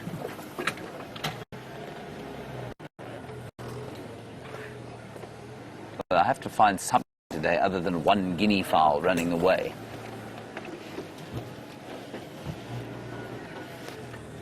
Sorry, Davey, I'm going to really create consternation for you there if I try and turn around.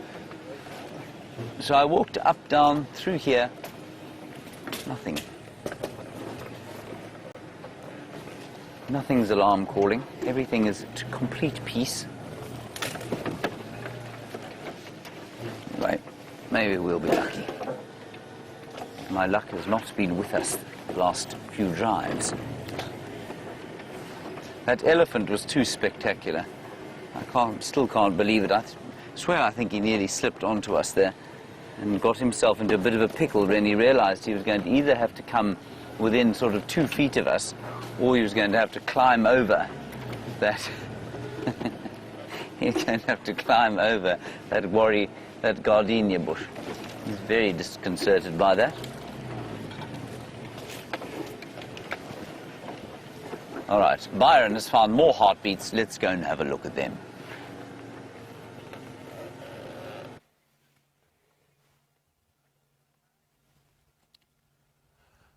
We have just left those 2 cheetah. They were still lying down and resting I think they may get up and move a little bit later. We decided that we would give some of the other people in the area a chance to go and have a look at them. We had such a lovely sighting of them out in the open. But we've come up to a clearing directly north, just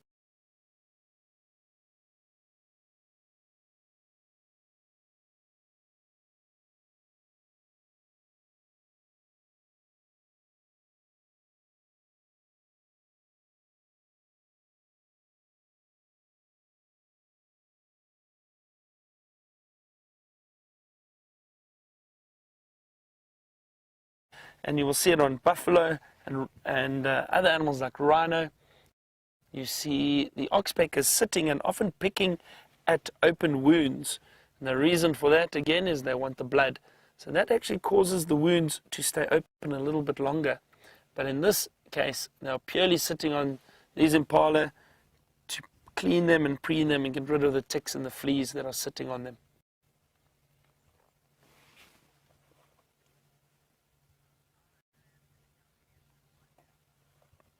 Really is a lovely afternoon, and they're beautiful views from these plains.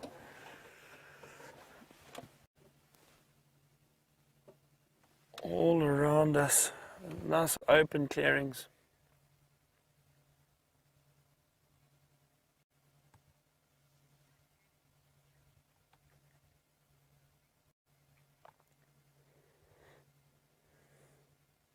It's exciting. So Naomi from Pretoria has asked a question about bushwalks, and is there any specific color or clothing color of clothing that you should wear when on a bushwalk? So Naomi,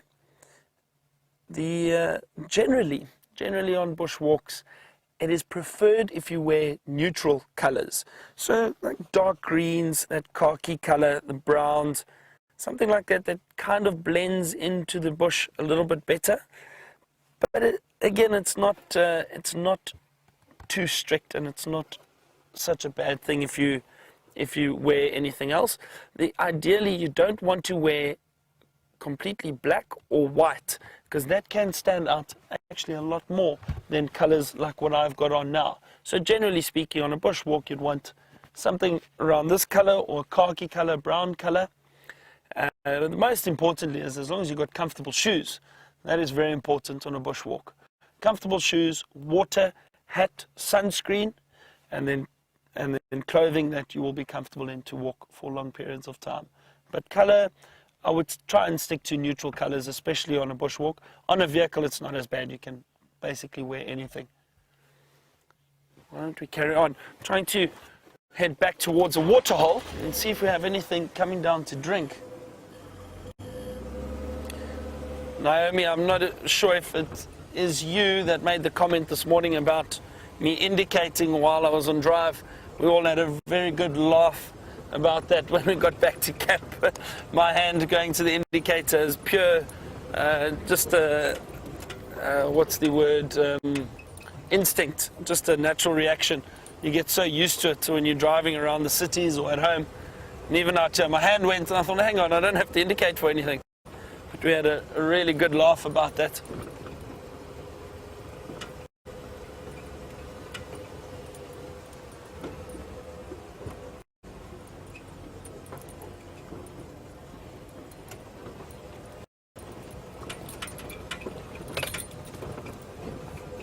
So nice to have this beautiful light now. I'm sure some of the other guests, I saw some photographers on the other vehicles that were heading towards the Cheetah. It's perfect light for photography if you've got keen photographers with you, or if you're a keen photographer. This hour, we often refer to it as the golden hour. It's just beautiful light, and it's great for natural lighting for photography, and especially for big cats.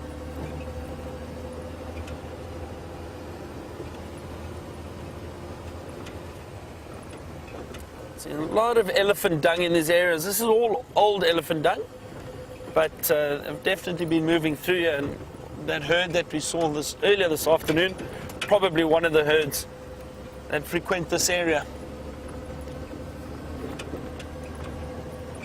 Scanning through these clearings as we are driving.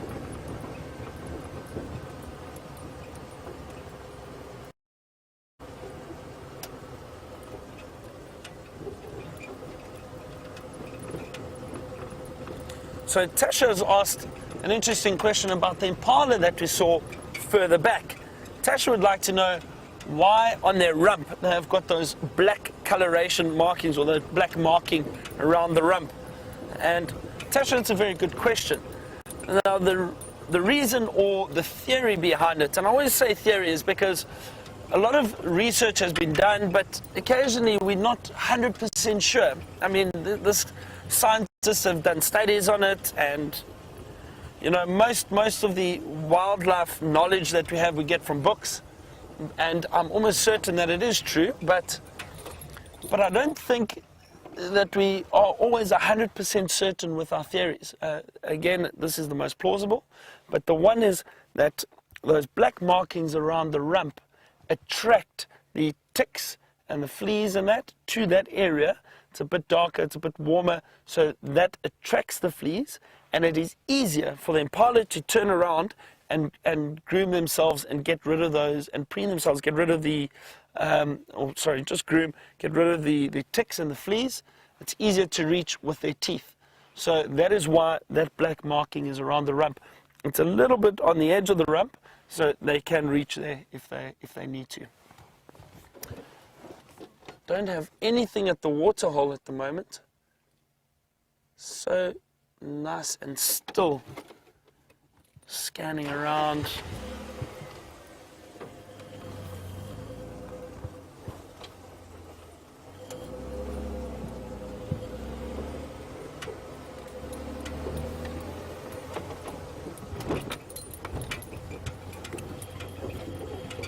Some more zebra tracks around here. I think these zebras will come down and drink during the day, disappear into the thickets quite easily, and with their camouflage, especially this time of year, they can disappear very easily. While we are driving around and heading to the next clearing or next area, let's head back to James and see if he finally has got any updates for us about Karula or lions.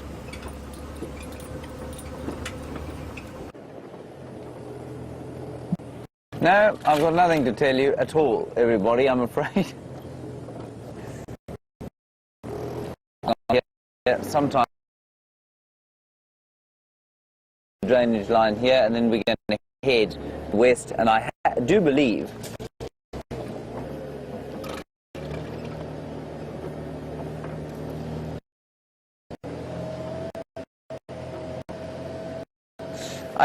that there's a lion at the Arathusa Dam, so if you want to see it, have a look on the Arathusa Dam cam. We probably will head across there, actually. I wasn't going to, but we've got quite a lot of time left, and my own tracking skills seem to have deserted me entirely. So let's head across there maybe. It will take a little while to get there, so we're just going to do a last pass through here. And we'll go and look at a lion that a viewer found us from somewhere overseas. Well done. Better than I've achieved today.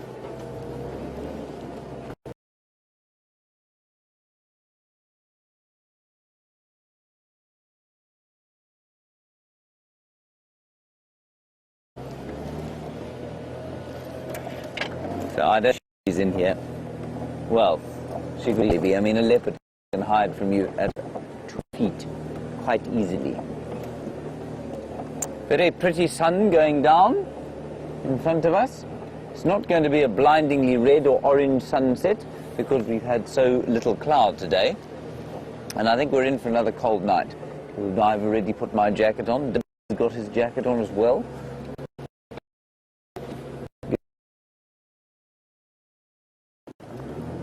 There's a lovely smell in here that comes up.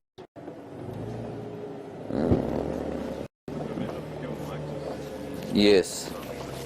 There we go.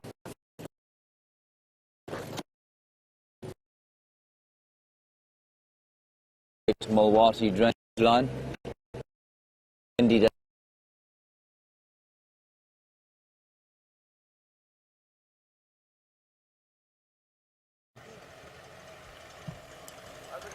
Hi Alex, afternoon everybody. How are you? How are you? And hi again. So James still hasn't got any updates for you. That's very unfortunate. But I hear he is heading to a lion. So while he does that, while he's driving off to Arathusa, hopefully he has further luck, We haven't had any further luck yet. We just passed a vehicle full of guests, and they are also heading off to go and view the cheetah. And it's very exciting when something like a cheetah is seen, because it's not seen very often in these areas. You know, it is quite thick, especially this part of the Greater Kruger. You don't get a lot of cheetah activity. It's always fantastic and exciting to see them. So everyone in the area is hopefully going to get a good view.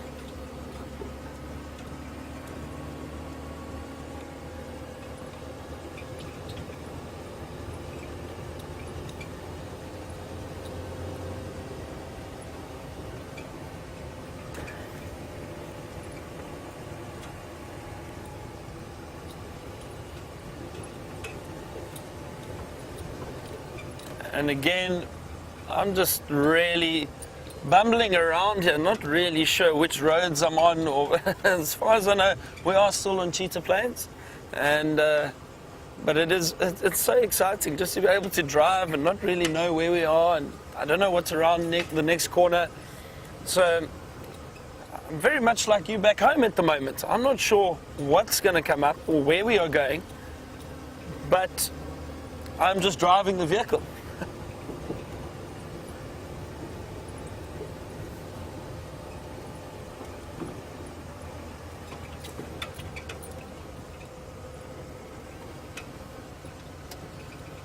See quite a few more elephant tracks along the road.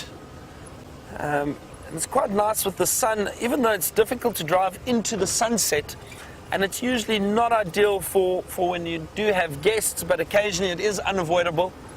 But what happens is the sun shining off the road does shine onto the tracks, and it becomes quite easier to see them.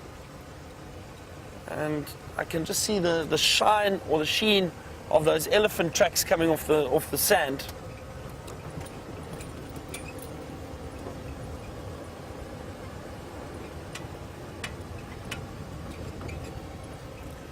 So Fox Hat from Surrey would like to know how far elephant can travel in a year. So Fox Hat, it's a difficult question to answer, and I'll tell you why. It all depends on the area, it depends where they are. He also asked if they migrate. So in southern Africa, we don't have migrations like you see in East Africa. However, you will get seasonal movements depending on where food and water is available. And in East Africa, they do migrate because the water in those areas will disappear completely, and those elephants will have to move and go and look for fresh water and fresh food in other areas. So they do migrate. Here they can cover huge distances. They're not territorial, so they will cover a distance, especially in winter. If they need to go look for more food or more water, they can head out of an area completely. And here they could move from here all the way into the Kruger National Park directly east of us, and they can cover huge distances, but they don't migrate like they do in East Africa, not down here.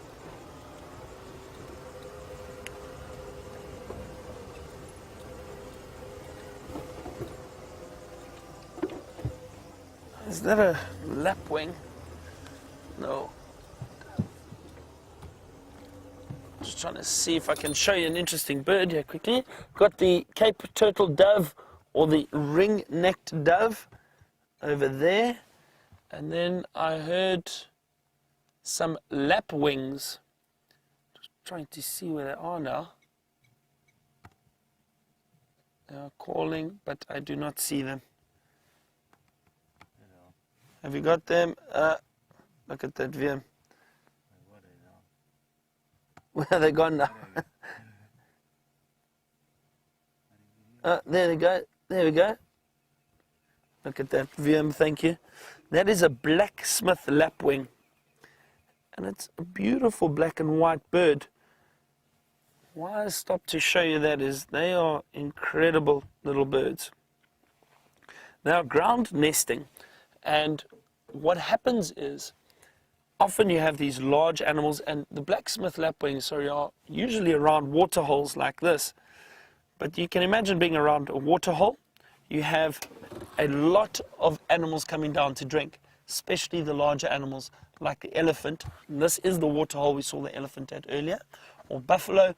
A lot of those big animals moving through. You can imagine, as a ground nesting bird, that's quite frightening, because you could have your nest stood on, or definitely disturbed by these large animals moving through. So these birds, what they do is they lay very well camouflaged eggs on the ground. But another thing they do, and I've seen it a number of times, if a big elephant or buffalo walk too close to the nest, these birds start mobbing them. They fly around and they come down and they dive bomb these huge animals and they chase them away. It's incredible to see. I've seen a lapwing on the ground. So we get the blacksmith lapwing and the crowned lapwing, which are quite common in this area. But I've seen a blacksmith lapwing standing on the ground with its wings open, chirping, and a buffalo walking up to it and it pecking the buffalo on the nose and chasing the buffalo away from its nest. Incredible to see.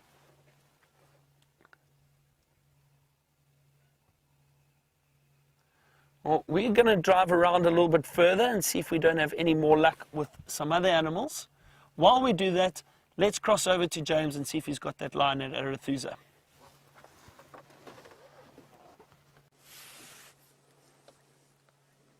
He's not on Arathusa, everybody, but he has found a heartbeat. Now, that is a remarkable achievement for me today.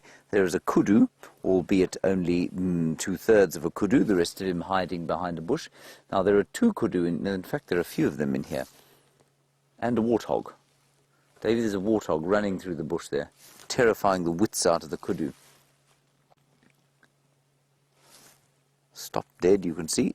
Very nice picture there of the back end and the front end. Here come the kudu out into the open, magnificent spiral-horned antelope, the largest that we get here.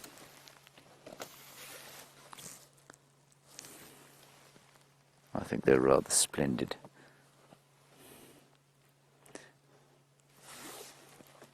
And I always thought one of the most interesting things about kudu is that the males apparently live only half the length of time that the females do, and that's because they fight so much over ladies. Now, the females can live for up to 14 years. The males normally not longer than 7. And that's because they do fight, and also because of those big horns of theirs. Now, can you imagine, they're browsers, of course, so they live in thick bush. Can you imagine trying to get away from a lion chasing you through thick bush if you had horns like that? It'd be almost impossible. So what they have to do is they run with their horns flat back against the back of their necks, and it means that they can't really see where they're going, which again I think is quite amusing. So they do get taken out quite a lot. That's so the theory goes. When I think practically, though, of how many kudu I've seen being eaten by lions, I have to say it's not that many. Now, Davy, if you just go, can you see the female there to the left-hand side? No, the left of that. There we are. She's looking very intently into the bush there, and she has been for the last little while. Now, if there was something there, she would alarm call, and it goes, it's like a sort of horse bark. But she's not doing that. Right, Brian's got some elephants. Apparently he'd like to show them to you immediately.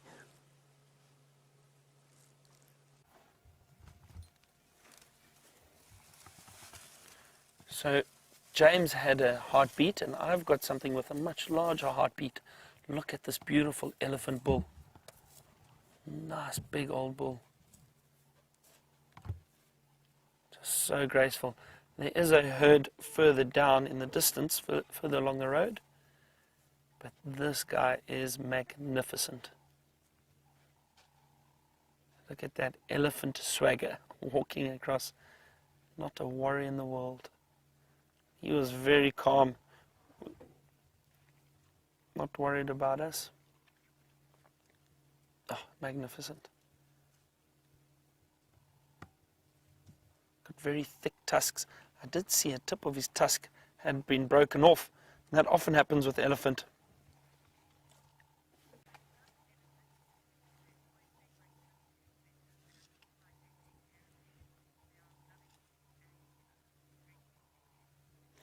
So Gracie, aged 8, has sent us such a wonderful comment.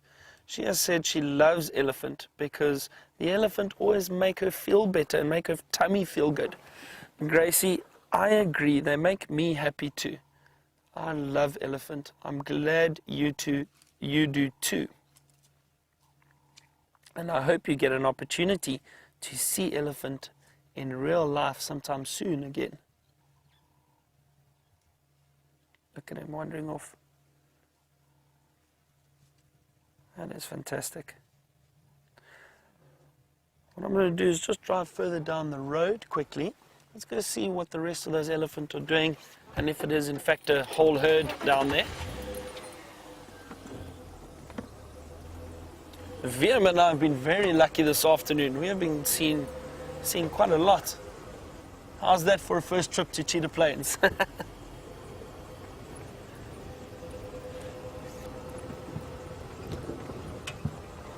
I must admit, I need to give James a bit of credit. He did recommend it.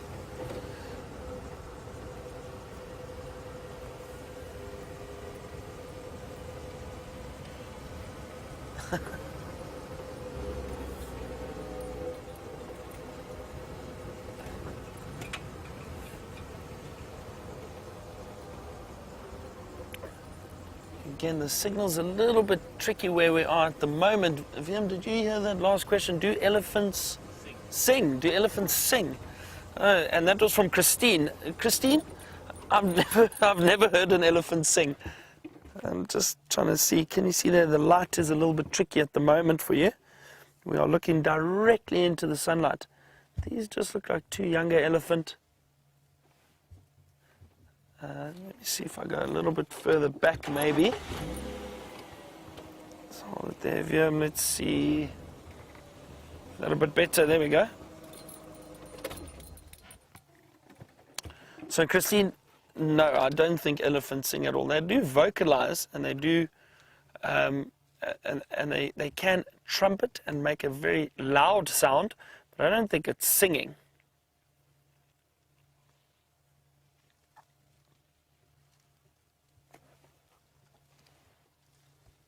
Look at them feeding. They're using those trunks again.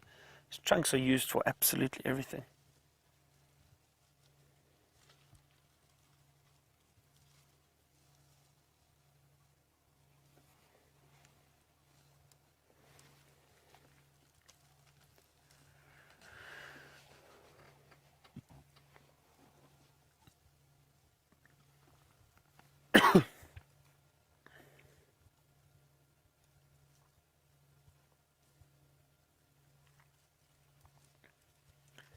Again, we've hit almost that still part of the afternoon like we did yesterday. It's become a little bit quieter, not as many birds calling. But I think as the sun starts going down further, we will get those last afternoon or early evening calls from all the birds. And the bush seems to come to life again before they all go to sleep. And then hopefully we'll start hearing some of the nocturnal birds.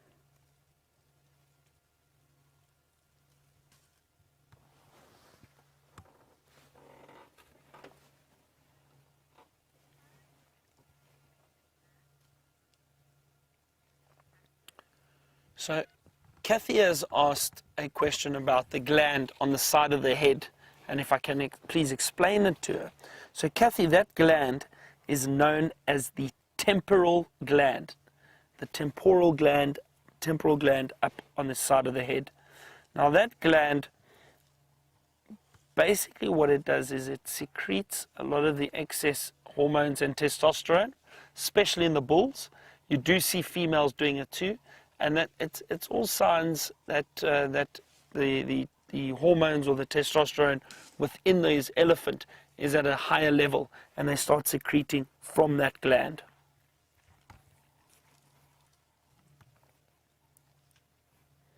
The bulls, when they are in a stage known as must, which is spelt M-U-S-T-H, and it's apparently an Indian word. Must is the stage that the elephant bulls go into when they are looking to mate. So that is when they can be slightly temperamental. Their hormone levels are off the charts. A lot of testosterone They're looking for the females and hoping to mate with them.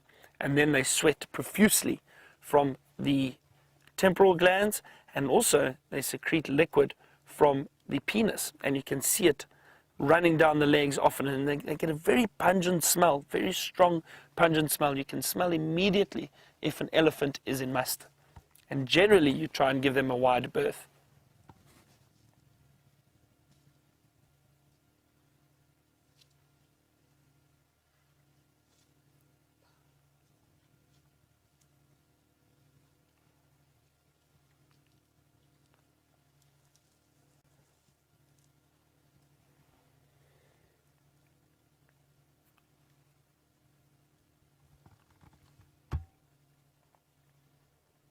Beautiful sunset too. This is really great. So nice to spend some time with elephant again. I think we're going to leave them now, let them carry on with their business of feeding. They'll constantly feed throughout the evening. They may stop and rest for periods of time, but they still need to feed constantly. Elephant definitely need a lot of food to keep those big bodies going. Let's continue. I just got an update about those cheetah. They have not moved at all. They're still lying out in the open. But we are being very kind this afternoon. We had a wonderful view of them, and we're giving some of the other people a chance to view them. Some of the guests in the area from the lodges around here. And I am now going to attempt to find my way back to Djuma. I think it's that way.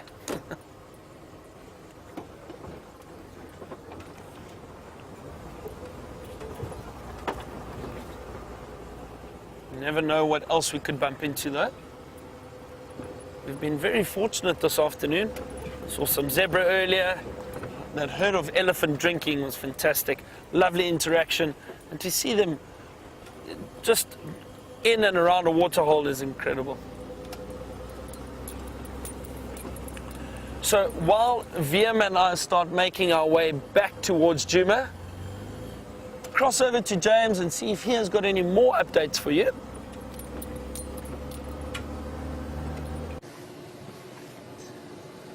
Teeming herds, everybody. Teeming herds of dressage ponies with pajamas on, running across the road. Here we go. There we go. Sorry to terrify you, young zebra. We've come on to Arathusa. I've heard no updates about the male lion at the Arathusa dam camp, so we're just going to pull in there and see what we can find. Nobody wishes to talk with me on the radio. I think they're all sort of further north. Let's go a little bit further forward. There's another one on our left here.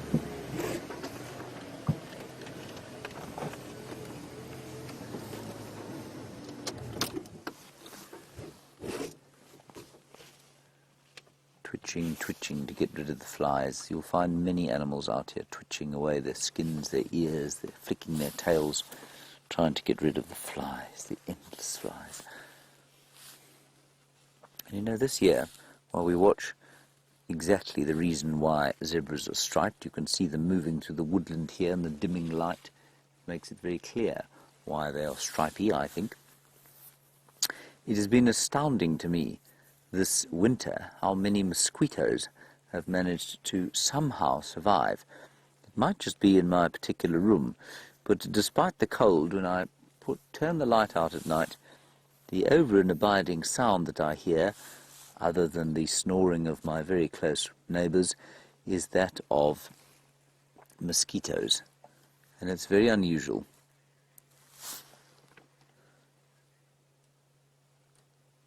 Oh, that zebra is way too old to be suckling.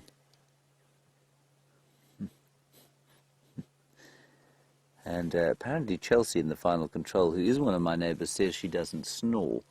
Now, of course, I've never met anyone in the world who's ever admitted to snoring before. This is because you cannot hear yourself snore when you are asleep. Not so, David. Indeed. Ergo, it is impossible to say whether you snore or not.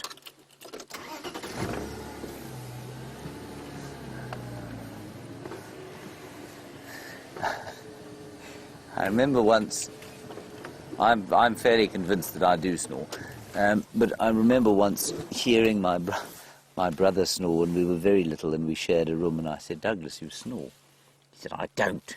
It's impossible." I said, "Well, how do you know?" He said, "I just know." That is a very large zebra to be suckling.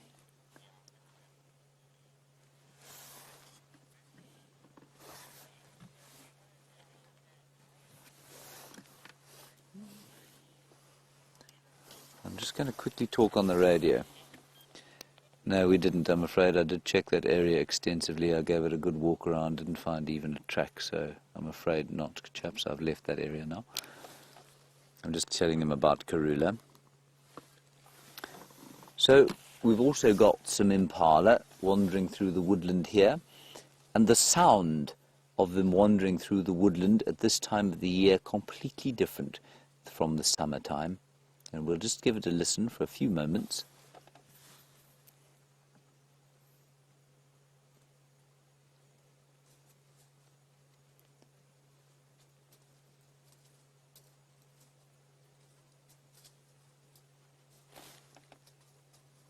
Isn't that nice? That's the sound, of course, of dry leaves. And that's a great advantage to these herbivores, because it makes it that much more difficult for the carnivores and predators to walk through this area without breaking a leaf. And the hearing is so acute in the impala and the zebra, and it's no accident that they're standing so close to each other. They will be using each other for security.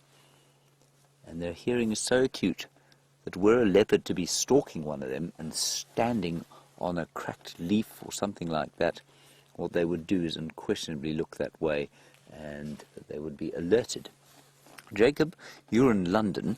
When my sister's in London, she says quite sunny there. I don't know if you're a Remainer or a departer, but that will depend on your mood, I suppose, today. But you're on safari in Africa this evening, and you want to know why there are so many impala. The answer to that is a simple one, believe it or not. There are many answers out here that aren't simple. That one is simple. There are so many impala because there is so much water around. Now, I know it looks like there's a drought, and there is a drought, but throughout the Kruger National Park, and especially in the Sabi Sands, all the landowners pump water, which means that you can actually not go more than 2 or 3 kilometers in any one direction and not hit water at some stage. Pieces of land here are pretty small, and that means that everybody's got water on his land. And impala are tremendous grazing and browsing competitors if they can get enough water. In the Kruger Park, they can get absolutely enough water, and so there are just great swathes of impala where there used to be eland and sable and sometimes even roan. But because of the water, the impala and the zebra have outcompeted most of the other grazers, and that's why they're so much more rare. And you know, in the Sabi Sands in the early 60s, before the advent of artificial waterholes in this area, they used to shoot sable antelope for rations. So that's how numerous they were. They were considered something of a pest. Then the water came, and then the impala took over. They're also, I mean, they are a highly successful species anyway, and that's because they browse and they graze. They've got this astoundingly well-timed lambing season where they all lamb down within sort of 2 weeks of each other in November, which is an amazing skill that they have, amazing ability, and that does certainly contribute to their numerousness. Numerousness, David? What is the noun I'm looking for there? Their numerous nature, their numerosity, their numerity. Abundance? Abundance, much better word, thank you. We'll go with abundance, as opposed to numerosity, which unquestionably is not a word. I'll try and get you a picture of what actually is a very red sun indeed. Oh, it's going to go down. Davy, there's a quick look at it, and then we'll drive quickly fast to the driveway and see. That's your hand. There we are. See how red it is? Quite quickly fast to the driveway, and you'll see we can't get a better view of it going down. Hold on, here we go.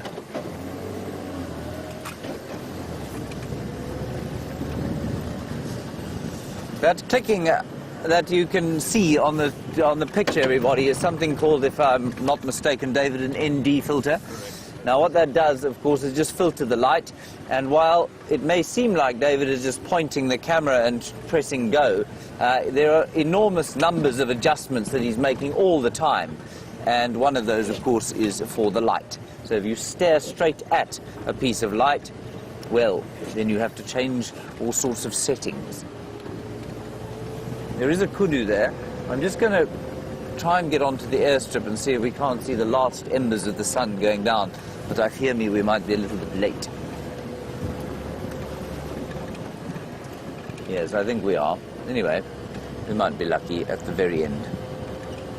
There's a nice high point at the northern end of the Arathusa airstrip, which is just down here. I haven't heard any further updates on that lion, so I don't know if he's still there, but we'll go and look. With my luck today, he will have absconded about 2 minutes ago. He certainly will begin absconding somewhere fairly soon as the darkness starts to fall. And now I'm going to assume that he's a Birmingham boy. 3 of the Birminghams apparently are on Buffels Hook at the moment, and they've been feeding with 3 lionesses, supposedly of something called the Torchwood Pride. Now, I am a little skeptical of the Torchwood Pride's existence, to be honest, given that we never hear about them. And I suspect there was somebody asking today, where are the Shimungwe Pride? I wonder if they aren't members of the old Shimungwe Pride. But who knows? Lex and I were discussing it over a split pole fence today. He was in Gallagher camp and I was in the storeroom, and he, which is utterly irrelevant to any story, but he didn't know who those lions were either.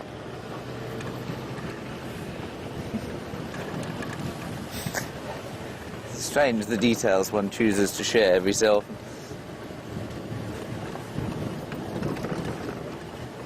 Right, we're nearly onto the airstrip here. Let's see what's going on there. It's getting quite nippy, isn't it, Dave? Now, David, of course, is a little bit under the weather. He's got a little cold in his nose and all over his body, I suspect. I said to him, have you taken anything for this? And he said to me, yes, I've dosed up a bit. He then gave me a list of the things that he's taken. I'm surprised he's still standing, actually. I think he was taken enough to knock out a small elephant. Apparently, Byron has something to show you. Let's go across and see him.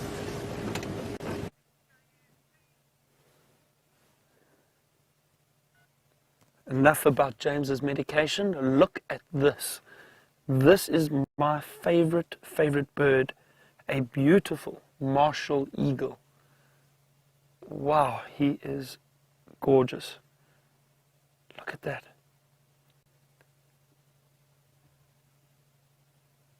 Beautiful yellow eyes. See that little crest on the back of his head.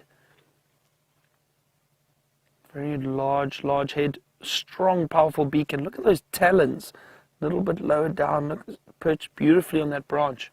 This is one of the largest eagles we have in the area. It is... Actually, now that I think about it, this is the largest eagle we have in this area, the martial eagle.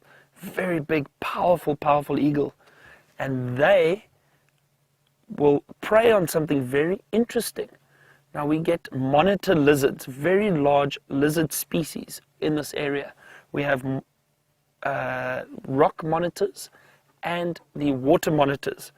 And these martial eagles prey on those monitor lizards. They specialize in hunting them. Then the reason why I find it so fascinating is because those, look how that head bends, look at that, the neck. Their eyesight is incredible. It must have spotted something. But anyway, getting back to the monitor lizards, why I think it is so fascinating is because these monitor lizards are so powerful and very thick-skinned, and they're large lizards. They're not small at all. Very sharp claws, and these martial eagles are able to hunt them very easily. This is a great sighting. Wow, this is beautiful.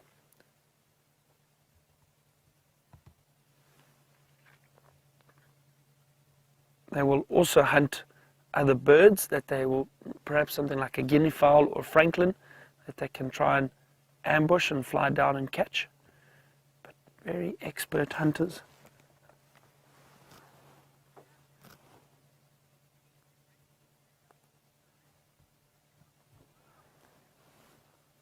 So Cheetah has asked a question about the dry conditions we are experiencing at the moment. I wouldn't say it's quite a drought yet, Cheetah. And Cheetah would like to know, do we see a change in the number of bird species and birds that we see when it is so dry? Well, Cheetah, in winter we definitely see less birds because a lot of bird species migrate north for the summer. And so that will definitely cause the bird species and the number of birds to decrease. But the bird life generally, from what I have seen, does remain the same. Look at him perched right up on the top of that tree. But the bird life generally in these areas, there is still a little bit of water around and there will still be food for them. So the bird numbers, from what I have noticed, even in dry conditions, you still see a lot of birds around. But the number in winter and in the dry season does decrease from summer because you have a lot more migrants which come down for the summer. It's amazing. These large martial eagles can even hunt small antelope, like a young impala, or even steenbok.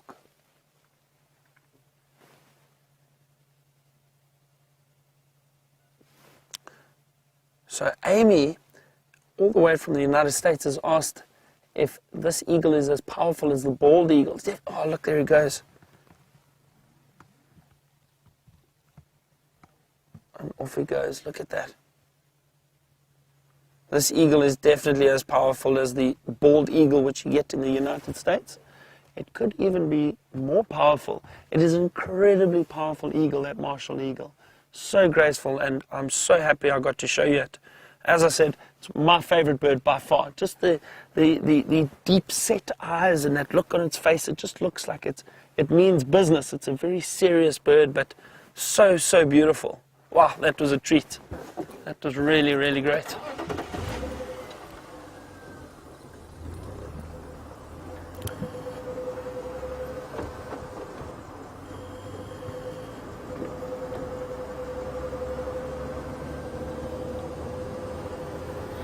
We are on our way back towards Djuma, just on the main access road at the moment. We've left Cheetah Plains, and we'll see what else we can find along the way. Let me stick some lights on here. While we are heading back towards Djuma, I hope James has taken some of the medication so that he's not too grumpy when he gets back to the camp. Why don't you go have a look if he has an update for us?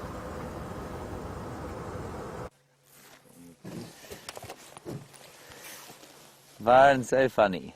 There's a hippopotamus over there. We've come to the Arathusa Dam, everybody. And the reason we came to the Arathusa Dam is because apparently there was a lion seen here on the Arathusa Dam cam. Now, that lion is either invisible to the naked eye and only visible through the dam cam, or he has walked off. And given the temperature, I suspect strongly that he's walked off. So if anybody did see him walk off, it would be most kind of you to tell me where he walked off to. That hippopotamus, of course, not alone. He has some friends you can see all around him in the form of about 7 million catfish that are forming a sort of bed for him, flapping about the place. Some of them will survive, of course, when it dries out. They'll go under the mud. They exude some sort of a slimy gel in which they stay relatively moist. I don't see any lion tracks on the road, but I mean, given my tracking skills today, it wouldn't surprise me if we'd driven over him. So if you do know where he was or where he went, please tweet us, #SafariLiveQuestions at WildEarth.tv. I'm always amazed when I hear people read out terms and conditions, how fast they're able to do it. Anyway, this hippo is also not looking in the best of condition. You can see his hips are oh! He hasn't cleaned his teeth for a while either, has he, Davy? No. Ugh.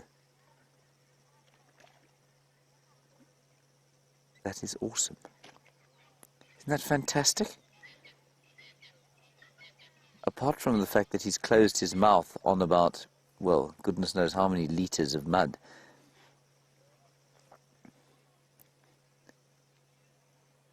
Fantastic. You can just see the swizzling, swooshing. All of those things that look like sticks there, everybody, are catfish. Every single one of them. Some of them are at least 3 or 4 feet long. They won't be able to... I'm just listening.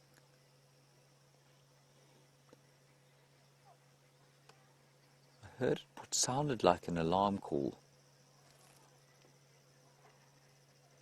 But we'll go and have a look-see. You will also be able to hear the, I find, very comforting sounds of a camp going into the evening.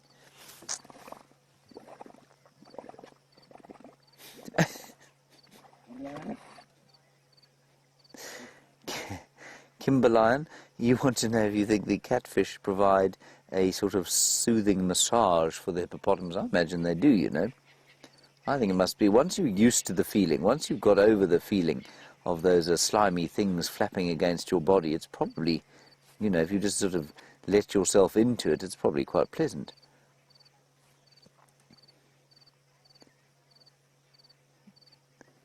Like when you put your foot in the mud in a sort of coastal river estuary, and the fish start sort of swimming around. It's a little uncomfortable and disconcerting to start with, but after a while it becomes quite pleasant.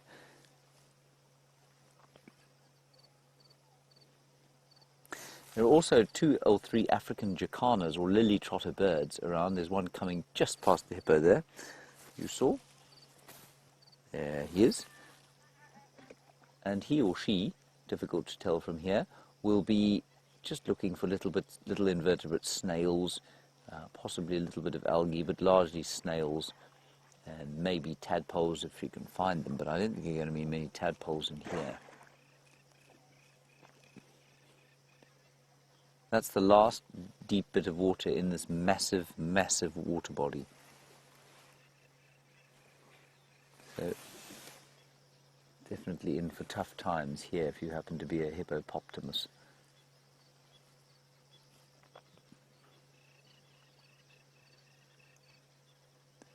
I was just saying the comforting sounds of the camp. Of course, these camps come to life round about now. Everybody's sort of coming back from the staff village in their pristine service outfits. And I always found it such a lovely time in the camp when I wasn't out in the bush.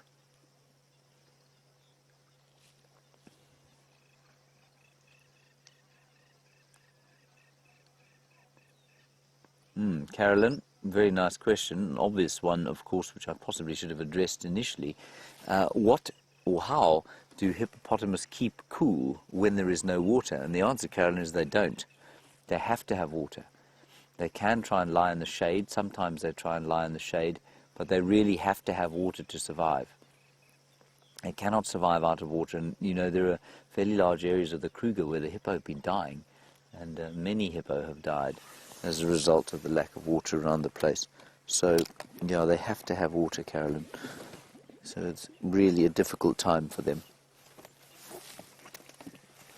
He's opened his mouth again.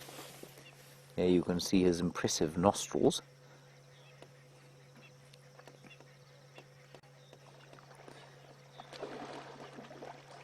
Look at that. That is very cool, everybody. He's obviously a bit bored. He's scratching himself. He's been tickled by those catfish for too long. Stephanie, you say, will the hippo eat the greens in the pond? Yes, they do sometimes. It's not ideal forage. It's an exotic thing called the water hyacinth. And I have seen the hippo here eating it, but I don't think they do it out of choice. I think they do it more out of desperation than choice. They really do need grass. That's what they're designed to eat. But they will eat it in desperation, and I think he's probably got to the stage where he eats quite a lot of it these days. You also find with a lot of plants that aren't necessarily supposed to be eaten by the animals. So if an animal starts to eat plants that it's not really supposed to eat, just listen to it is nice. Never mind. I've just been listening to some jacanas, wondering what they were. What you find is that eventually the sort of compounds in that plant, which are its defensive mechanisms, which might not affect the animal trying to eat the plant initially, after a while, they do start to create a bit of a problem. And it's the same as if you eat too much of one thing, you start to not want that thing anymore, and that's your body's, it's not psychological, it's your body telling you that it's had enough of whatever's in there and it needs something else. And I think that would be much the case with the water hyacinth. I cannot believe how many catfish there are in there. It really is astounding.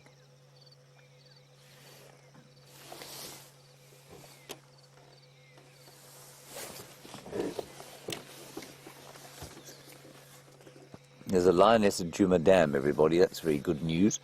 So Byron's on his way there. I'm pretty sure it would have been one of the lionesses that we were trying to track this afternoon. Just my luck that Byron's going to see it. Thanks for that, Louise. Now I'm not going to have to listen to him complain about my lack of success today. Just listen here, Dave. Can you hear that bird?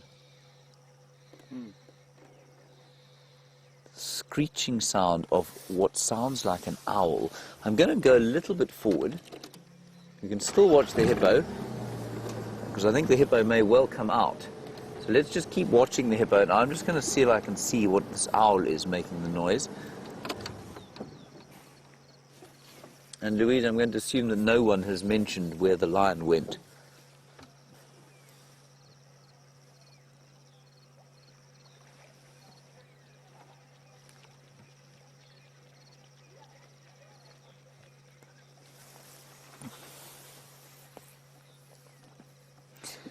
Tasha, what you saw there was that hippopotamus just going to the loo, flapping his tail hither and yon. That's just what happens when they go to the loo. Normally they do it outside of the water, and that spreads the dung around, and it's their sort of territorial spraying. Now you want to know if they can sleep under the water, and if so, how do they breathe? They can't sleep under the water, they would drown. What they do is they stand in sort of, they will be in water that is maybe just slightly deeper than they are tall. And sometimes they'll doze off, sink to the bottom, then they jump, they sort of push themselves off the bottom, up again, breathe out, sink down again, jump up, and they sort of doze like that. But I think if they truly are fast asleep, they go into water shallow enough that they can stand in it.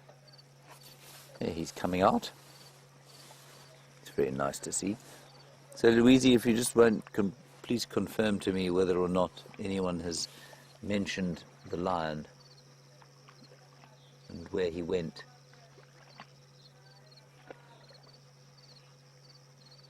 So laboured they always look, but they are so fast when they want to be.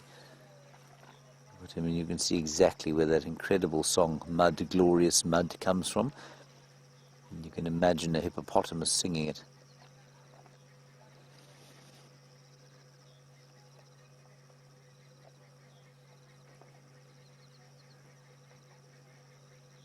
Isn't that cool? Now look how deep the mud is that he's sinking into. So it might look like you could walk across there, but you would sink very deeply into that mud, as he is, and that's why he's walking so very slowly.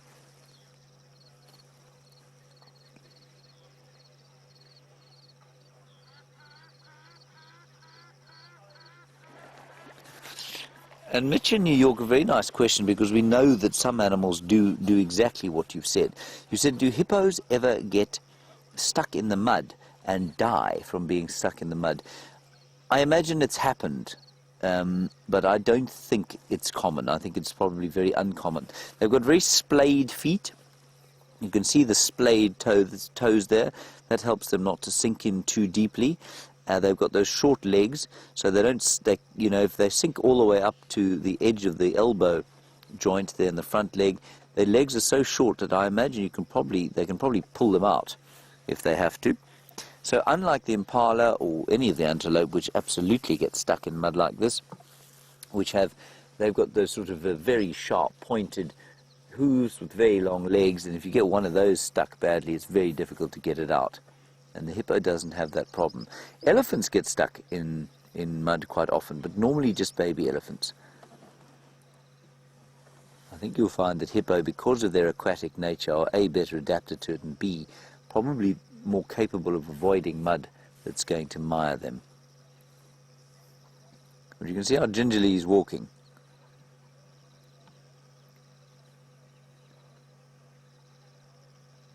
Very nice. Beautiful fellow. I'm trying to sex him. I'm pretty sure he's a male. Well, if he's a he at all, he's definitely a male, isn't he, Dave? It's normally how it works.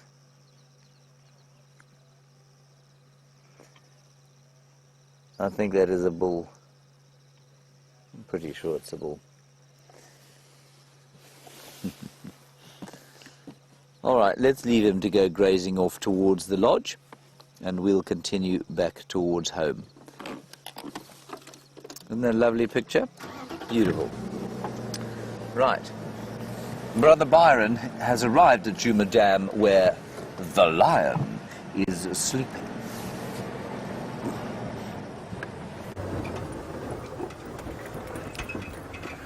We've just got here, James. We've just got to Djuma Dam.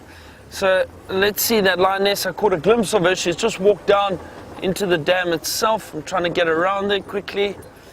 So glad you had such a nice sighting of that hippo. It's always fantastic to see a hippo yawning and displaying. Hang on, sorry, little bumpy here. Where is she? There we go. And we've got her just down in the dam below us. Let me just get the spotlight. There we go.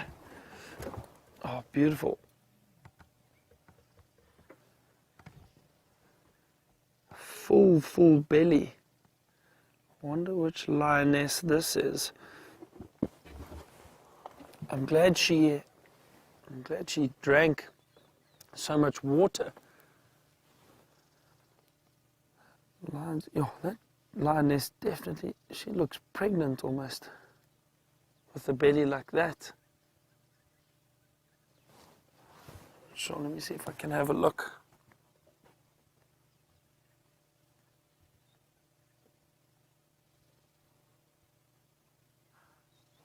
Can hear the impala alarm calling in the distance behind us. Oh, that is fantastic. Let's follow her a little bit. Oh, she does look pregnant, that lioness. You can see her teats, and that belly is hanging quite low. It doesn't look like a belly which is full. Let's move a little bit closer, see where she goes.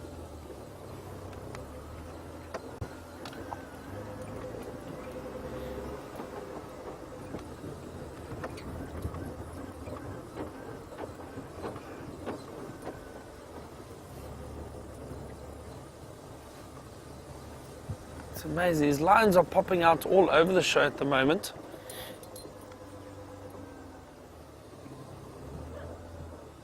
I don't want to push her away too much. Sure, she has got a full belly. Hopefully full of cubs. Ah, there we go. Maybe she just stood on a thorn. That does happen occasionally. Can hear the monkeys behind us alarm calling too. They haven't quite gone to sleep just yet. It's amazing how incredible their eyesight is. They can pick up predators from quite far away. It's always a good idea to go and investigate if you hear monkeys alarm calling. Let's carry on down here a little bit. Just see where she's heading off to.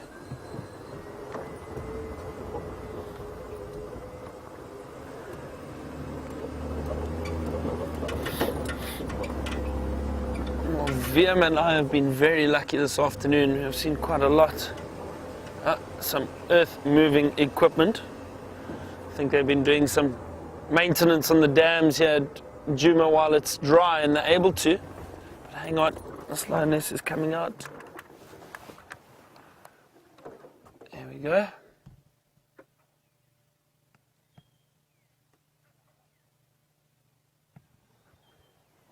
hang on, I think she might come out in front of us around here.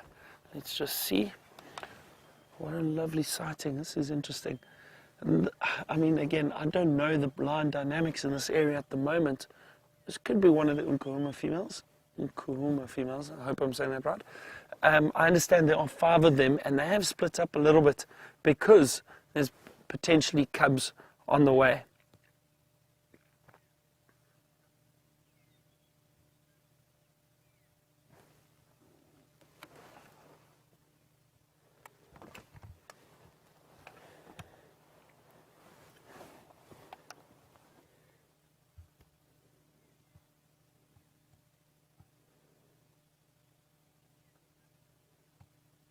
It's amazing how quiet they are. Completely silent, but very happy to walk on the road. The reason for that is just, it's purely a nice pathway for them.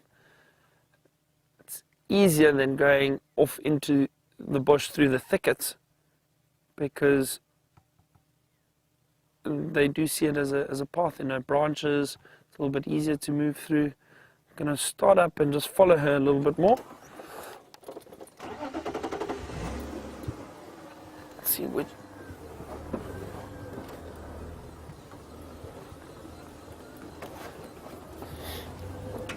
So Tasha has asked a question about that full belly, which I was mentioning earlier. Tasha, I do think she is potentially pregnant, and this female does look pregnant.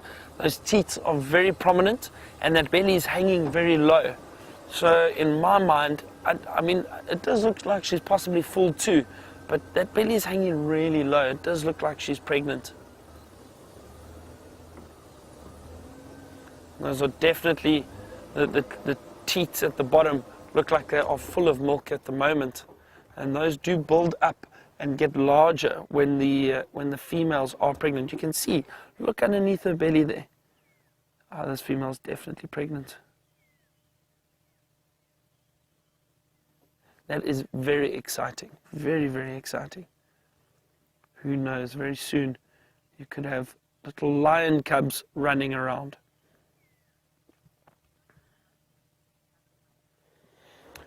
And Tasha has just asked us another question. If there are cubs, how many cubs would a lioness have? So Tasha, on average, well, it's generally anywhere between 1 and 3 cubs usually, or 1 and 4 cubs. But on average, it's about 2 or 3 cubs. It does depend, but they can have up to 4 cubs.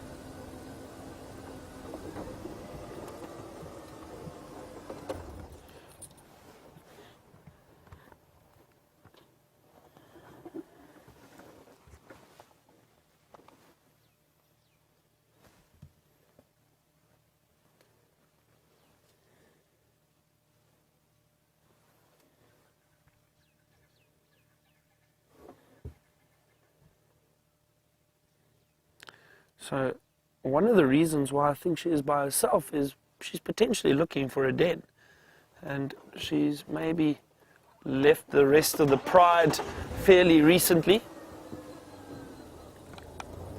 and that could be why she's walking around. She just came down for a drink of water. She obviously still needs to drink, but she's perhaps in search of a den at the moment, a den site, somewhere where it's safe, it's well hidden. Often they try and use rocky outcrops or thick drainage lines, somewhere they can hide the cubs, and it will give birth to the cubs there and look after them for about a month and a half to 2 months before they probably introduce them to the rest of the pride.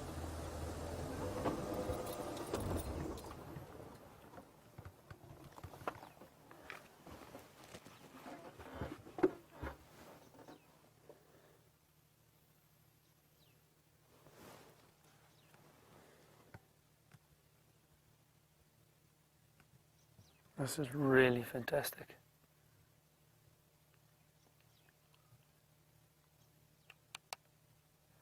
There she goes.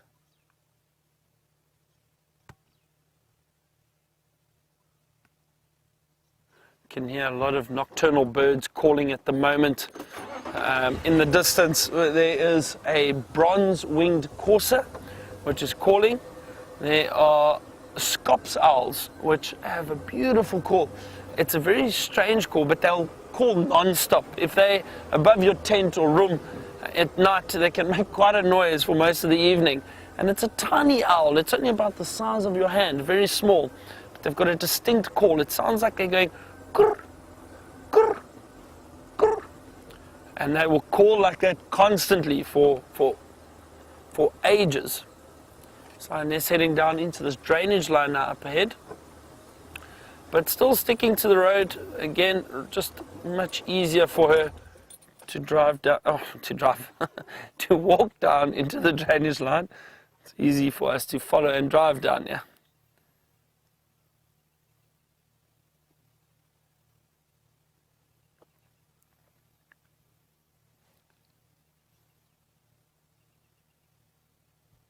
She goes.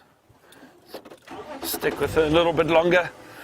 If she does move off into the thicket, I think we'll probably leave her. We don't want to disturb her too much, especially if she is pregnant or, and looking for a den site. Maybe if we're lucky, as I mentioned, she may decide to den on Djuma, which would be wonderful, and then we will be able to get to see some cubs over the next few weeks. Or within the next few weeks, once she brings them out of the den site.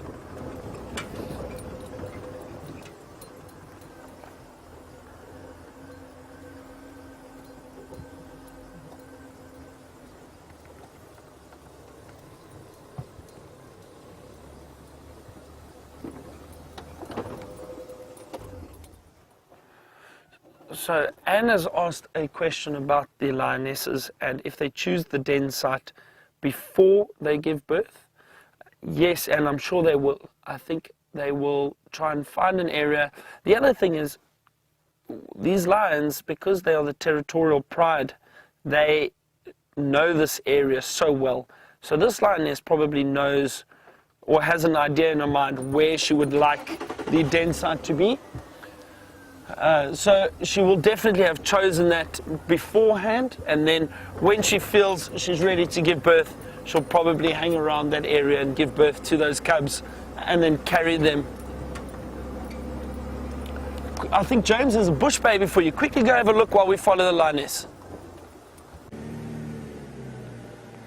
We had a bush baby, everybody. I'm afraid I think he's jumped off.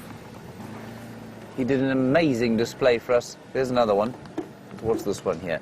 This one is somewhere off in here. There's another one in there. There. Can you see it there, Davy? That's good. Middle of the light. Up, yeah. Right there. He's in the middle of the light. Got him. There's one we watched, everybody, jumped, sort of leapt like a gummy bear, of course, between, I don't know, maybe 10 or 15 trees. And came towards us, and then disappeared as you came to us.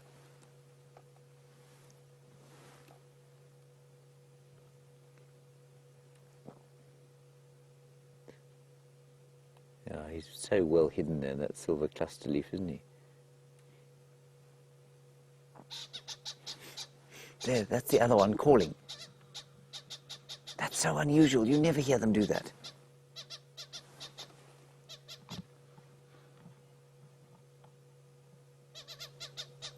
Just in here, just behind this bush.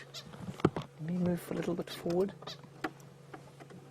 Come on, Wendy. There. See there, Dave? In the middle of the light.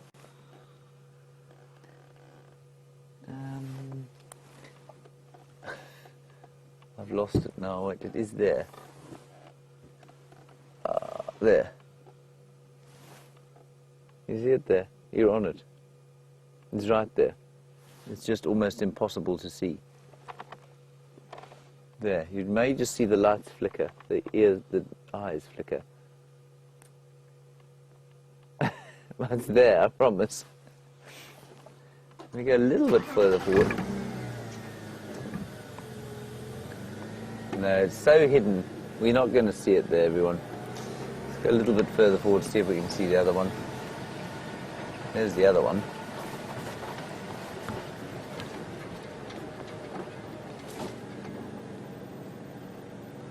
One was in one of these trees.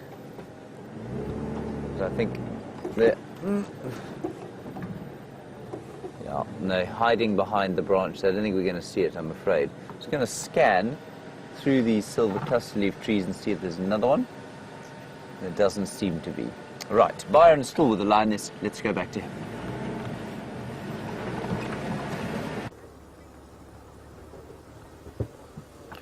That's fantastic that you got to see a bush baby with James and to hear them calling. I have heard them before, but it's not something you hear very often. So I'm so glad you got to see and hear them. This lioness has continued along the road, still moving away from the Djuma or Vuyatela waterhole. Oh, looks like she's heard or seen something up ahead. And I don't see anything, but their eyesight and their hearing is so much better than ours. She may have just heard something move through the bushes, could have been a scrub hare, anything, and she'll just pick up her ears and have a look and see what it is. They are so alert and so aware of what's going on around them. We, as people and as human beings, our senses are nowhere near what these animals' senses are like. We really are quite useless out in the bush compared to all the animals that we get here.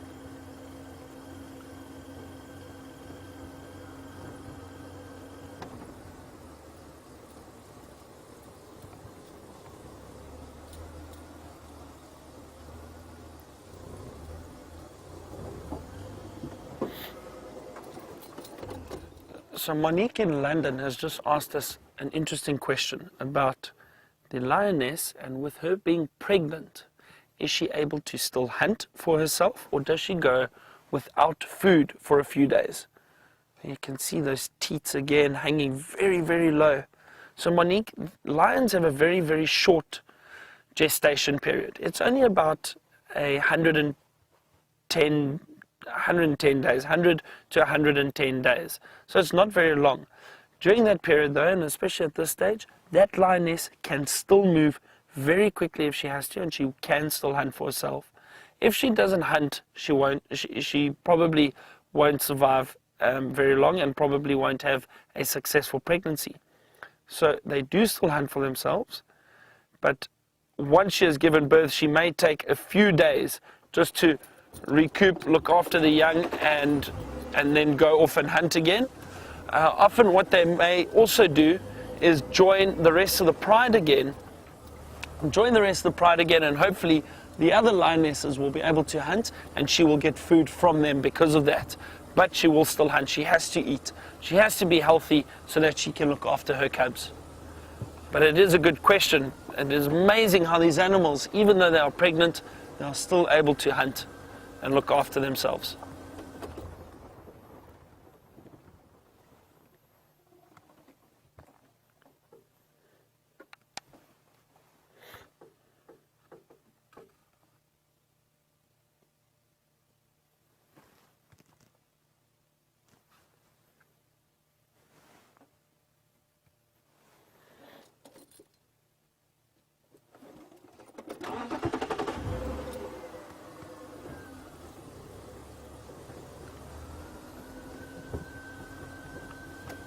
So James Richard, good evening to you. James Richard has asked, what is the most unusual place that I have seen or heard of a lioness denning? I'm trying to think, James Richard. I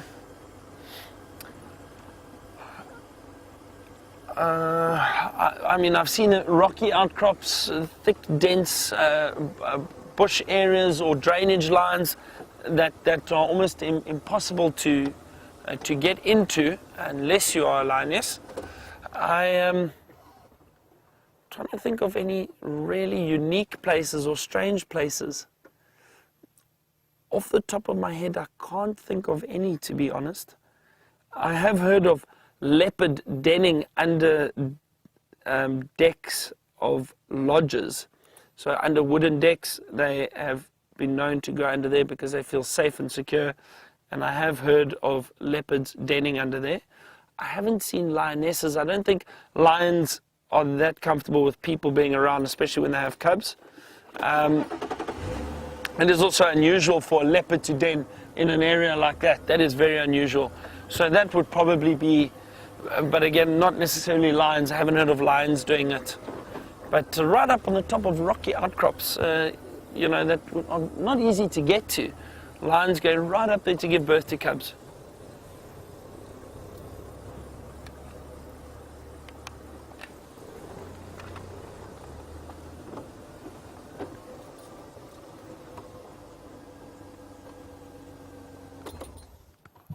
Great that we're able to follow this lioness, but look how far she has walked already from drinking that water. Even though she's pregnant, she still covers huge distances. It just shows you, like this afternoon, James didn't have any luck in relocating those 2 lionesses that we had with that young buffalo calf kill, but you know, they could have finished it and then needed to drink water, and they will cover a huge distance to go and find water. Often, they, as I mentioned earlier, they do get moisture from the kill, but the blood in that is very salty, so the animals do get very thirsty after they have fed on a kill. They will then need to go for water, and usually, majority of the time, these predators will go and look for water so that they're able to drink something after they have a kill. At times, if it's a very large kill, so I just want to see what she's looking at. I don't see anything in the bushes here. So sometimes if it's a very large kill, hang on, what has she seen?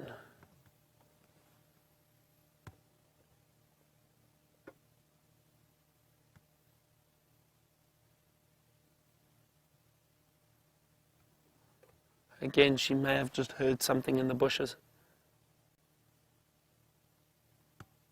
So as I was saying, if it's a very large kill, predators, and I have seen them, especially lions, they will be feeding, and after a day or so they'll move, they'll start moving and they'll go. I thought I heard something here, hold on a second. Let me just have a look here.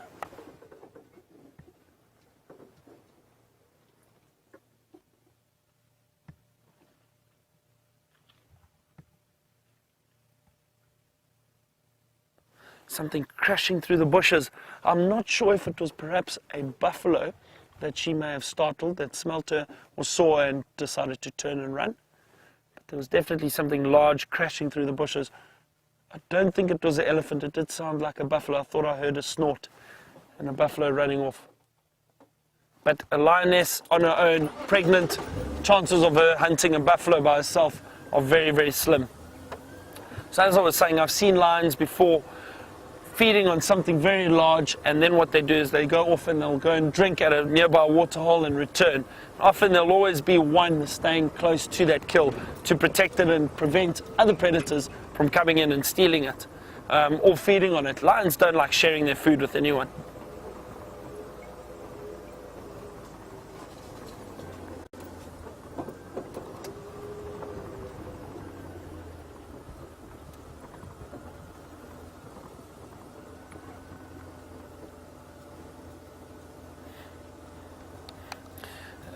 Ellen or James has just mentioned it's so funny to watch. She hasn't seen a lioness waddling like this before.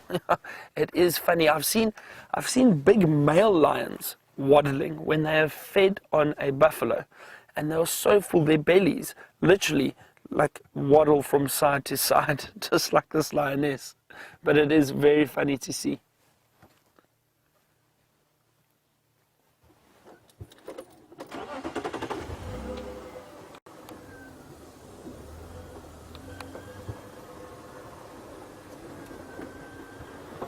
Carry on following this lioness just for a few more minutes while we've got the opportunity. It's really so special to be able to follow them like this, and we then have a better idea for tomorrow morning, or just even if we don't look for her in the morning, just to see which direction she's heading in, so that in the next few days we may come and investigate and see if we can't find any sign of her denning.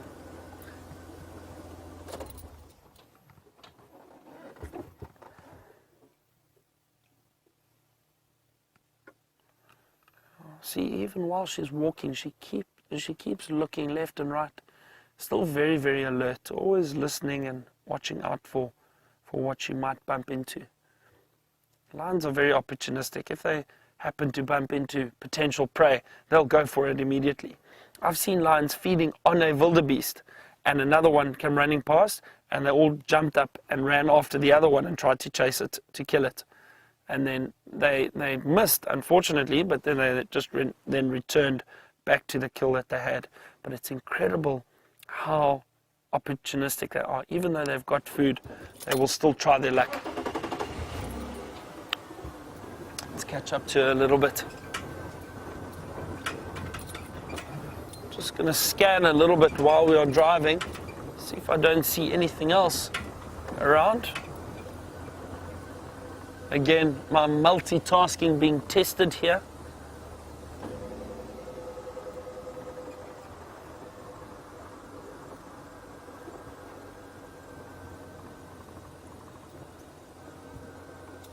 Oh, the temperature has just dropped quite a bit as we've come down into this little drainage line. Temperature is much cooler. It's because the cold air sinks down into these areas. It's heavier than warm air, so it's much colder down here. But the nice thing, and especially in winter, you get these wonderful smells down here now. You get a plant called a potato bush. The potato bush has this beautiful smell. It smells just like baked potato. And when you drive through these drainage lines, if there is one close by in winter especially, you pick up on the smell very, very easily and very quickly. Oh, here we go. I think she's going to pop out here again.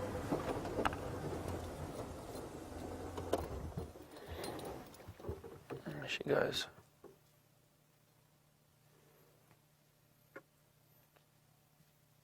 Sticking to the road still just shows you she knows exactly where she's going.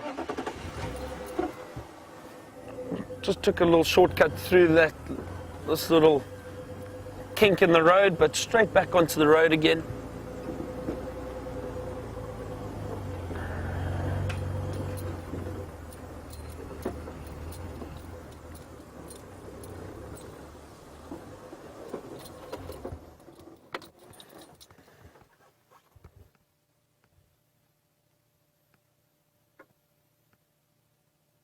This has been such an amazing afternoon.